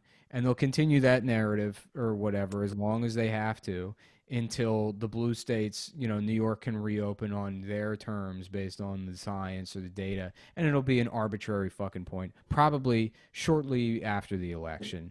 And it's like, it's just fucking stupid. And all the people that lost their jobs are not going to get their fucking jobs back, and you're not going to hear about it. Just before the election, they're going to need. Well, I guess they can mail them in, but yeah, maybe they'll get more votes with mail-ins. Well, apparently, Democrats traditionally win with mail-in votes. Or Democrat voters are more likely to mail in their votes. But yeah, that's from what I heard. I do think after November, this shit's going away. Like that's secure for it, dude. They're talking. It's like the vaccine apparently is genetic, from what I heard. It's not like a weakened form of the virus. It's just they tweak some sort of genome and hit you with it. And it's like. So you guys are rushing to develop some sort of genetic manipulation. It's like, I'm cool. That was the other thing too. Is like this virus. Hell yeah, Mon. There's all these like these data modelers that put this fucking shit out that say like, oh the virus is it's going to kill 2 million people if we don't do anything or whatever. And then all of that's bullshit. All of the data models are fucking wrong. The first one, the Imperial College guy, he released his code and people review it and they're like, this is dog shit. This is fucking like, he refused to for a while. And then he did. And then my mentions were filled with months with people being like, I guess you just don't understand how data models work. They're always wrong. It's like, then don't listen to them. Yeah, well, they're like, I'm not the fucking person that said this shit is going to happen. You did, or somebody did, or that was the reason we did all of this shit. If data models, then great. Then you and your faggot data friends can go models. You can go fucking do all the modeling you want. Dude, they had one where people fucking work. They had one where it was like, one of the top. So yeah, you're right. They had the 200,000 to 2.2 million. Good. Faggot data models followed by let people fucking work. Dude, hell yes. There was another like 2.5 million people filed for Dude, Bulldog, please go right. Please go right wing, dude. It's not even a fucking. I know it's not. I know it's not. Not a right wing issue. This is fucking. It is absolutely not a fucking right wing issue. People on the right are correct about this for the wrong reasons, like they have been every fucking time. How dare you? The big issue has come up in the last couple of years. Covington Catholic, right by accident. Jussie Smollett, right by accident. I mean, there's like all of these issues. UVA, the right, correct by accident. It's like if you bet red every single time on roulette, you're gonna hit a couple times. You're gonna hit a couple of times, but they got a hot. What happens? They got and this is what keeps fucking Trump in power forever. It's the same. It's an extension of Trump himself, which is like Trump isn't even really. I mean, he's just kind of like a bad guy who's lucky. Fucking he's Donnie Casino. He keeps fucking. He's the house. You can't bet against him. And it's like, you know, it is a rigged system, but there's like, he's got this fucking kind of weird luck. There's all like, I don't believe for a fucking second that like Tucker Carlson wouldn't be telling people that they have to go back to work and this is like a violation of like, you know, civil liberties or whatever. If they're like, if it was clear that like, sorry, this is convoluted. My point is that I don't think that a lot of people on the right who truly believe that the virus is overblown wouldn't be saying these things if it was clear that it wasn't. You know what I mean? Yeah. Like they would want people to go back to work and die if, you know, even if this were real. They'd be doing the same thing, but they would just happen to be the same fucking thing. But it's like, right. So you're right wing. I'm not right wing. The problem is this: is that like so the system that we have is fucking broken, right? I mean, there's a lot of problems, but you know, I want fucking healthcare reform. I think we should have, you know, like full single payer healthcare for me and Matt would just talk about that today. Yeah. Everybody should be covered. Well, we don't have that right now. And there's no real like path towards that fucking happening. So the system we have now is where people are covered by their employers, right? Mm-hmm. So like this thing comes up and you're talking about massive fucking job loss by shutting down the economy and locking everybody in their homes. And if you're concerned with people who need their fucking health care, if that's a serious concern to you, you should not be a fucking accelerationist on this issue. It shouldn't be like, oh yeah, let's get all these people off their health care and see how badly they get fucked up and hurt and die. If you're of that mentality, then you're just a liberal. You're a person that thinks that poor people or working people should die so that maybe there could be some kind of progressive change that barely benefits you but makes you feel better about who you are. And so it's like there's like a missing voice or opinion on the left about this whole fucking thing, that it's like it fucking stinks and the lockdowns were fucking stupid and like you should have been fighting this thing the entire fucking time. You just should have been like dragged kicking and screaming and having your face shoved in the fucking data that says this virus is as deadly as they say it is, and the changes that we needed to make were absolutely fucking necessary. It's like the people on the left should have had the fucking courage to criticize this the entire time, because the result is massive joblessness. There is no path forward towards, you know, people having health care. It's like it sucks. It just fucking sucks. Yeah. Yeah, it sucks. The only response is just like, do you guys happen to notice who the essential workers are? Yeah. That's it. That's the only response. I'm like, oh my God. Yeah, I mean, dude, there was an article recently saying like to the effect of like, yeah, we know you're not staying at home because we're watching how close your cell phones are getting to each other. Mm-hmm. Basically being like, we're watching your fucking cell phones to deal with it. Yeah. That's fucked up, man. Yeah. Then again, I like my cell phone. I like my smartphone. Yeah, I'm a big fan of my cell phone and social media. I have a good theory, though. I think it's not the 5G towers that's emitting it. I think it's the Shenyang billboards. Yeah. I tried signing up for... Go on. That's it. I was trying to oop Mullen there, try to let him run with it. I tried to sign up for Weibo, the Chinese social media. Yeah. Hell yeah. But I couldn't get that. The SMS didn't work. It wouldn't let me create an account. But I might. Yeah, they probably won't let Americans in. They won't let American dog like you in there. You're gonna think you're a spy, dude. I don't care, dude. I'm trying to be I'm trying to be an influencer in China. That would be awesome. That would rock. Yeah, that would be you'd be first off, you'd be a fucking trillionaire. Yeah, exactly. That's It'd be what I'm gonna do. Is I'm gonna do insane. this, and everybody in New York comedy is gonna fucking be like, "What the fuck is Mullen doing? He's like making Chinese videos on Weibo or whatever." No. And then 3 years later, I'll be getting a phone call from fucking Bobby Kelly being like, "Hey, listen, how do I learn Chinese?" I could see I mean, you thriving in a yeah. Chinese metropolis. Dude, I Yeah, could see you listen, killing it. Yeah, me and Voss are selling blood plasma. We need to know how we can learn Chinese. Yeah. Voss is selling ground up rhino horns. Yeah, how do we get on? Listen, we're trying to get a Weibo going and get to start making those Chinese videos like you and Stavros are doing. How do we get on Chinese Patreon? Yeah, all you have to do is, dude, pop that shirt off, show them the abs, and just start screaming shit in Chinese and send it over. The whole country would go nuts for you. I fucking love the Chinese, dude. I love China. I would love to just be just move over there, get a talk show. Can you imagine if I was the Charlie Rose of China? You could do this. Yeah. Hey, what's up? You're watching China. You're watching Charlie Chinese.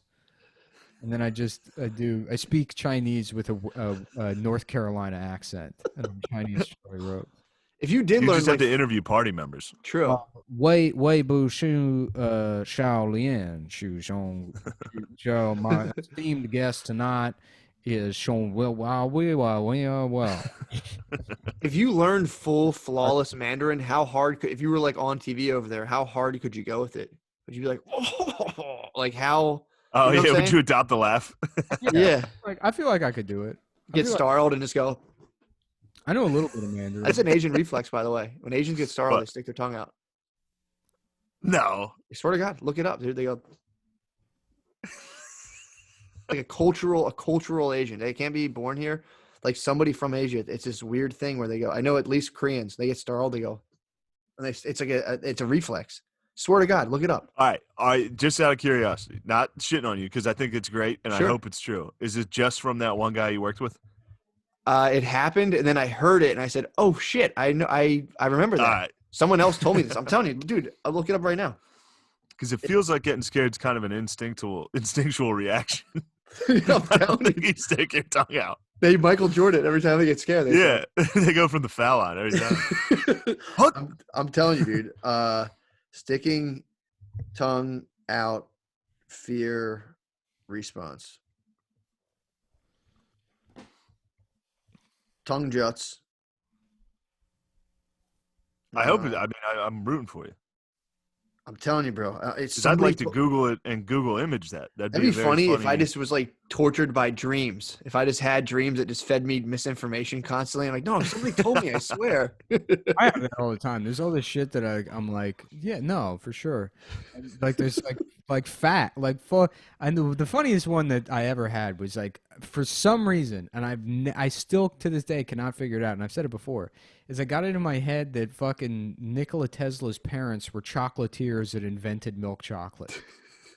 And I don't know, or some part of the milk chocolate process. And I just thought that, and I would repeat it for like 10 years. And that it's not even remotely true. It's not even like close. They did nothing with chocolate. There's no evidence. You can type in any variation in Nikola Tesla chocolate. It doesn't, I have no idea where it fucking came from. I can't. Asians definitely stick their tongue out when they're scared. I'm telling you, dude.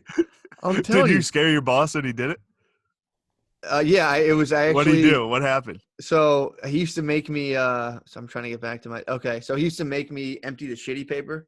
So he was scared to flush the toilet paper down his toilet because he, I guess, was like still not used to American plumbing, and he swore if you flush toilet paper, like the whole like toilet would explode.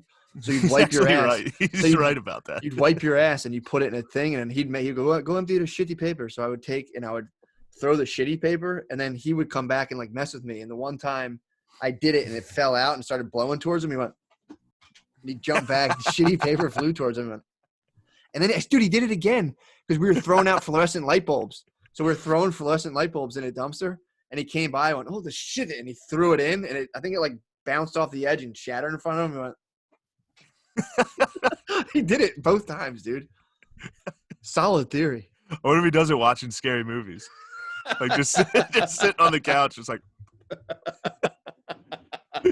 Dude, I swear to God, man, I need this to be verified. Oh. He showed my brother his dick. What? Me and my brother both worked for this Korean guy. Dude, it was so funny. Me, my brother, me and my brother and 3 of my cousins worked for Mr. Kim at Springfield Beer. And dude, he used to keep he loved my brother more than anybody. But the one time his wife got really fat. His wife looks exactly like Kim Jong-sul, like the fat one I showed before, exactly like. But oh, nice. He had a beer distributor, and then he got a bunch of potato chips. So his wife would just eat snacks, and they'd watch Korean soap operas on their computers. And his wife got super fat, and he was complaining to my brother he couldn't get any power in his penis. He's like, "Cannot get any power. Can't get any power." My brother's like, "What are you talking about?" He said he wore sweatpants every day. Pulled his sweatpants down. He said it was just a head bushelled in pubes. And my brother was like, "What the fuck, Mr. Kim? What the fuck are you doing?" He's like, "I can't get any power." Oh man. So he made my brother go food shopping with him and find him healthy. That's where I got Halsey Foods from. He was like, "Find me the Halsey Foods." Because my brother would eat like a grapefruit every morning. So they thought my brother was like a nutritionist. That's all it takes, dude. I DM'd fucking Mullen after he was making like beet smoothies. I was like, how do I do that? What's going on there? You're a powerful Korean dictator, dude. I need power. You see fruit, you're like, I need this person to advise me. Whoever's eating fruit, dude, bring him to me and tell me what to do. Yeah, I gotta eat beets now because of my fucking blood pressure. Fuck. Yeah, so I have to eat beets every fucking day. Every day of my life, I eat beets. Really? Keep the blood pressure You're down. Fucking nuts, dude. It's disgusting. How high is the blood pressure? It gets bad. I mean, a couple years ago, it was like 170 over 110, and then I went to a cardiologist, but I had been eating beets and I cut coffee out and I stopped doing cocaine in between like going to urgent care and getting the cardiologist. So then at that point, it was down to like, 135 to 145 over like 100 or something. And she was like, just keep an eye on it, just like keep doing whatever you're doing if it came down. And then, I kept an eye on it and I fucking kept eating beets and I got it down to like 120 over 90. And then I stopped checking and then I checked it again like a month and a half ago and it was like back up to like 150, 145, 150 over 100 something. So the beets start again. And I stopped doing cocaine. So there you go. Yeah. That'll help. That'll help him immensely, I'm sure. Yeah, but I stopped doing cocaine a while ago, so I don't know. But it's just my blood pressure. My resting heart rate is like 50. It's like I'm in good shape. Otherwise, it's just I'm high strung or some shit. Huh? Yeah. Start smoking weed. That raises your blood pressure. Does it really? Yeah, and your heart rate. So I feel like it does temporarily, then it drops it down. Yeah, but see, here's the thing, and I think it's like because I used to love smoking weed. I'd smoke weed all day, every day, and then I became I don't know. I got I got in my 20s, and I just got too high strung for that shit, and it's like I can't relax when I'm high. Yeah. I can't relax, like especially like once I became like self-employed or however you want to describe. Yeah, not employed is really what I should say. Yeah. Once I didn't have a job, but like I kind of you can't just stop working. It's like I wake up and it's like, okay, what am I gonna do today? How am I gonna what am I doing to advance my career or do like thing or like fucking have some kind of creative output? So there's not a single moment in the day where I'm like, okay, it's time to relax. That just that does not occur from 6 a.m. when I wake up till midnight when I go to sleep. There's not a single moment where I feel like I'm done. That's why your fucking blood pressure's so high, dude. Yeah, that's what I mean. Yeah, dude, this is I swear I used to do the same thing with weed. I'd smoke weed all the time, and it's totally counterproductive. If you do it like once every 2-3 weeks or once a month, you just eat an edible, smoke a bunch of weed, and just lay in like a dark room with a mask on for like an hour and a half. That's how I think you're supposed to do it. It's fucking awesome. I smoked weed the other week, and it was like just to do a test run and see how I would feel high, and it was just to get it out of the way. And it's like, okay, great. Well, now I'm high.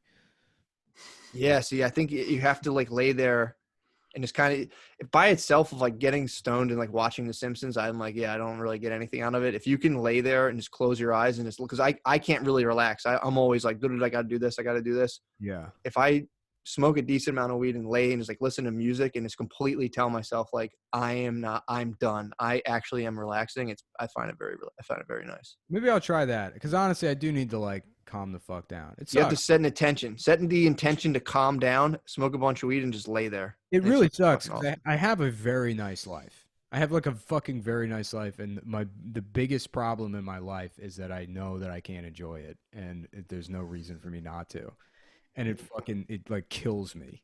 It's like it is fucking infuriating. Well, look into relational frame. Look into RFT. It's relational frame theory. It's how like all of your suffering is tied to language, and if you try to cure your suffering, you can only do it with language, which reminds you of your suffering, which makes it increase. Pretty fucking sick. I think you'd be into it. You have a very analytical mind. Behind bulletproof glass constantly. Yeah. Look into that. It's pretty cool though. This whole world out of reach, and the only thing I can do is like lean further into like self-denial or delayed gratification or whatever, or just fucking like restricting myself or controlling things, like going on like a fucking diet or not drinking or any of these things. I just like, it's just because I know if I did it I wouldn't enjoy it enough.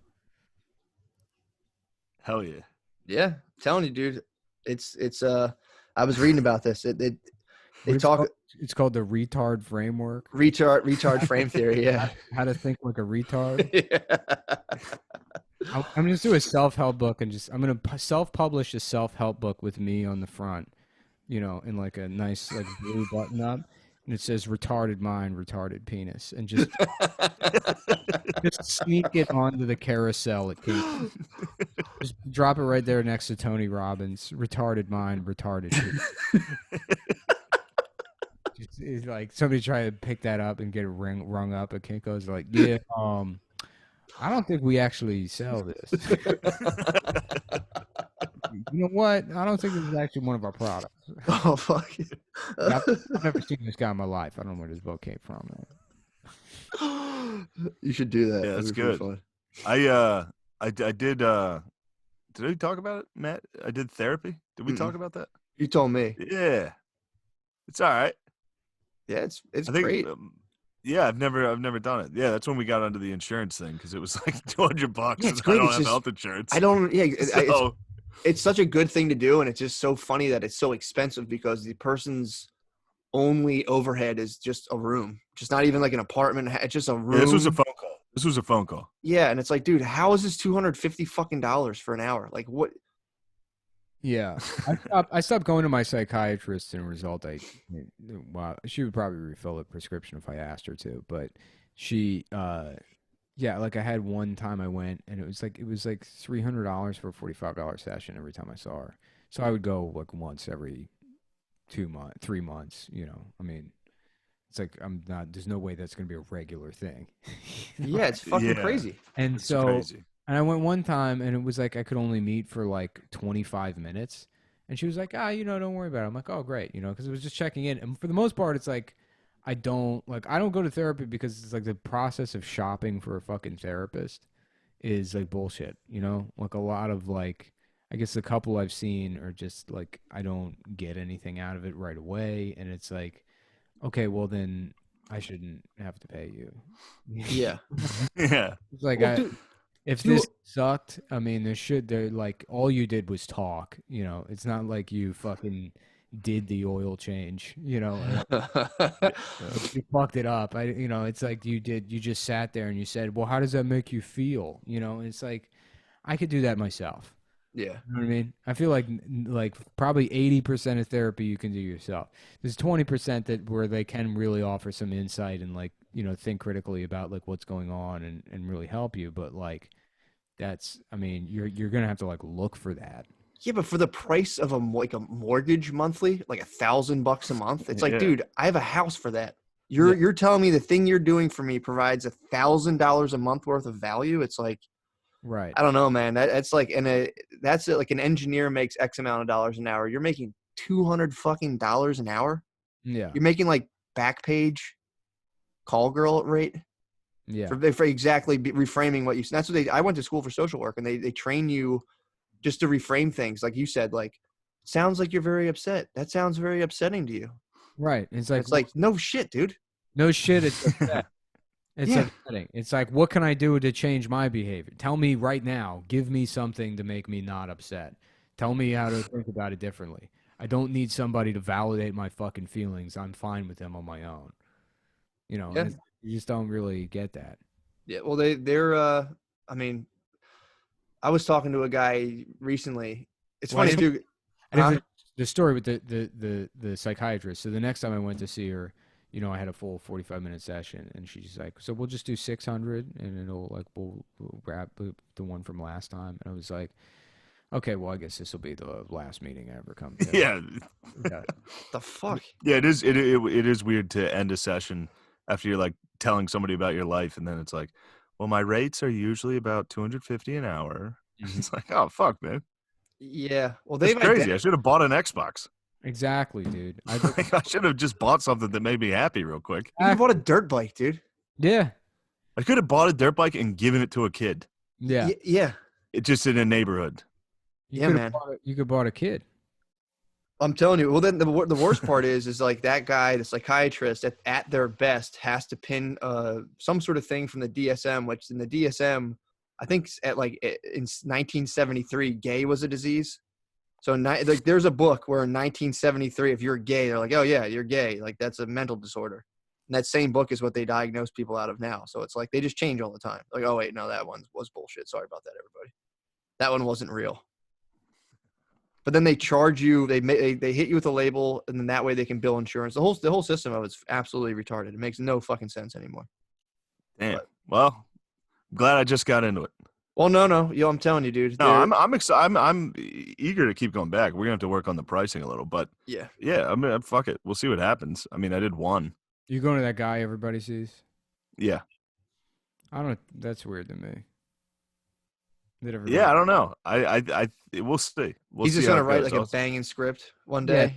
Yeah, true. He hears every comedian in New York. He's this like comedian shadow broker. You know, like he just has this like fucking. Like he just knows the secrets of all the comedians. It's weird to me. Cancels all of them. It'd be sick if he canceled all of them. Yeah. One day he was just like, "You're all fucking done." Mm-hmm. No, I mean it's good. It's good to get out there and talk to people and let people like kind of call you on stuff. But I just don't know why it's so fucking expensive, man. Yeah. Look, I got a question. What? I just this has been weird. Last night I agreed to do Helium. Yeah. St. Louis. In like a week. But like what's 2 weeks. I mean, do they have to like cap venue? Yeah. It's gonna be like 90 people max in like a 300 seater, and then spread them out. And I think they're gonna be wearing masks. And so it's gonna be fucking nuts. How do they compensate you for that? I mean, poorly. Do you? If that's how the deal is, then it's like you should get 100% of the door. Yeah, you should. No. I'm getting less than I would regardless. Well, they can't eat or drink, can they? Sorry. I think they're working on that. Do you slide a mask up and like take a bite of spinach dip? Yeah, I think that's. I mean, certain restaurants are opening with those guidelines. Like you have to wear a mask. Yeah, somebody offered me a gig, and he's a comic. I don't know him, but he's like a local comic, but in North Carolina. And he was like, "Do you want to do a one-nighter?" That guy DM'd me too. Yeah, and he was like, "Well, we don't know what the max is yet. It's either like 25 or 50 people." And it's like, I can't do that. I'm sorry. I can't come to North Carolina to do a show for maybe 25 people, especially if it's mandated 25. So 25 people, less me, less the other comics, less staff. You're talking about, Jesus. You know, fucking, we have, 20 people in a space 6 feet away from each other. It's like, this is fucking, we'll just wait. Yeah. We'll wait until this is over, and then we'll all relearn how to do comedy, if it even exists. Yeah, I'm excited to try to do a fucking headlining set after not doing stand-up for a couple months. You should just have that as your special. And then have people spread out with masks on. Dude, you should just record it. This is a guaranteed bomb. Nah, dude, record it, put it out as a special, and just call it a day. Of people sitting True. There. They should have it where they have like a feeding tube into the mask, so you can just order a different type of like liquid food. And then you just turn a switch on, and you're just like. They should have a blender for like the French fries and boneless wings. Yeah, just into a mix, into like a margarita mix, and it just goes into your mouth. And someone sits there and says funny shit, and you're like.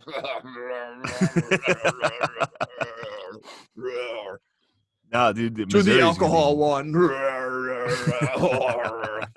That's what it's going to be now, dude. It's going to be people in Matrix caskets, and you're just going to be like talking. They're just going to be like, bright future. Every once in a while, someone's going to pop out like fucking Neo and be like, "That's my president, you motherfucker." Some dude has to detach a bunch of tubes to heckle you. I'm dude. I wasn't even doing stand-up, and now that it's like all this shit has happened, it's like I want to get into a habit of like staying at home all fucking day, doing the same exact shit I'm doing now, not seeing anybody, and then one weekend a month I'm out on the road. And then it's a good plan, man. Yeah, you can do that.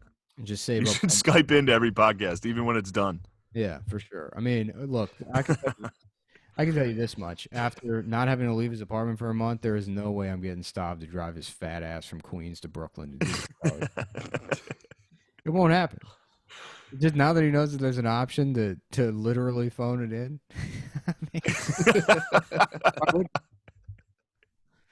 Yeah, I think Cometown's definitely gonna be staying on the fucking Zoom platform. Yeah, we'll see. We'll see. I'm excited to see. I'm trying to slowly transition away from. Cometown in 5 years' time will be nothing but an apparel brand. And then separate from that, I'll have my own public affairs show that I do shirtless. Fuck yeah, dude. You gotta get the Charlie Rose, dude. Yeah, I'm trying to have a shirtless Chinese Charlie Rose show. Fuck, that'd be awesome. Yeah. I was telling O'Connor today he should do Contact, but make guests come on his show and just talk by themselves for like 20 minutes. Make the guests do an individual podcast? Make the guests do an individual podcast and talk by themselves. Awesome. Or he should have guests and just talk. And not let them talk at all? To be like real-ass podcast. Just Lewis talking for 3 hours. You just sit there like, all right. Yeah, customer service sucks. I'll tell you fucking what, dude. I'll tell you what. All right, let's wrap, man. It's been let's wrap this thing up. So I guess if you're from fucking Missouri or St. Louis, come see me the 4th, 5th, and 6th. Come see me in a beekeeper suit. Yeah, come see whatever the fuck. Come see me bomb and definitely not do 45 minutes. I'm going to make O'Connor do a half hour. Oh, it'll be funny as fuck. O'Connor and Beezer are both doing half hours. Oh, fuck. And we're going to drive. It's like an 18-hour drive. I mean, that'll be interesting. Yeah. All right, Moldog, how you feeling, bud? Good. Hit the link, come.town. I'm selling shirts. I got some new designs. The new design. Tell them about the new design. Oh, they're up there. The ones that I've sent in text are works in progress. So I'm not. The one you sent me, I'm not going to divulge any information, but that's going to be a hit. Yeah, I'm inking that one tonight. I might smoke a little weed and try it. So that's the thing. It's like I literally have one joint. Somebody fucking stopped me on the street and just gave me a pre-roll. I hit it once, got high, put it out. And I was sitting around and I keep thinking like, okay, I should smoke the weed now. It's like, it's maybe another 20 minutes. I just put it off. And then the plan is always like, I'm going to smoke the weed and then go back to work immediately. Yeah, no. And it's like. That's how you end up like making a peanut butter and jelly and like forgetting what you're doing halfway through and then have a panic attack and like go sit down. Yeah. That's why you got to lay down and be like chill. I don't have panic attacks. It's just like, oh, I'm high and I wish I could enjoy this more than I do. And it's like, I think it's like just the fucking whatever euphoria element you're supposed to get from weed I don't get. Opiates do work. If I get a like nice little pill or something, that would be a cool way to relax. I got a bottle of tramadol over the summer last year, and just spent a couple of days just eating all of those pills, and it was fucking great. Yeah, that's how it starts. You're just like, man, I wish I could just chill all day. Yeah, opiates are pretty munching popular. Those down. I'm thinking about it right now, and it's making me happy. Maybe I'll smoke weed and imagine that I'm on Oxycontin. That's a good man. That should be part of your Chinese Charlie Rose, dude. Just break out the pipe. I'll get so high on weed that I convince myself that I'm doing heroin. That would be awesome, dude. It's like not out. Just smoke weed and go not out outside. Mm-hmm. Stand around. Go to a gas station. Go to a Wawa and cross the street. Yeah, it'd be funny if you pass. Smoke weed to go sell your body outside. You think You think it's a junkie and it's just some guy with diabetes who can't get his insulin. Oh. Yeah, you fucking loser. You got any chocolate milk? You got like a pretzel. I need orange juice. Oh, fuck. All right. Mullins, thank you, bro. Yep. Mullen, send it. I'm gonna show Matt that design. Yeah, please do. Oh yeah. Yeah, I gotta work on this. Are we done? Yeah, hold on. Let me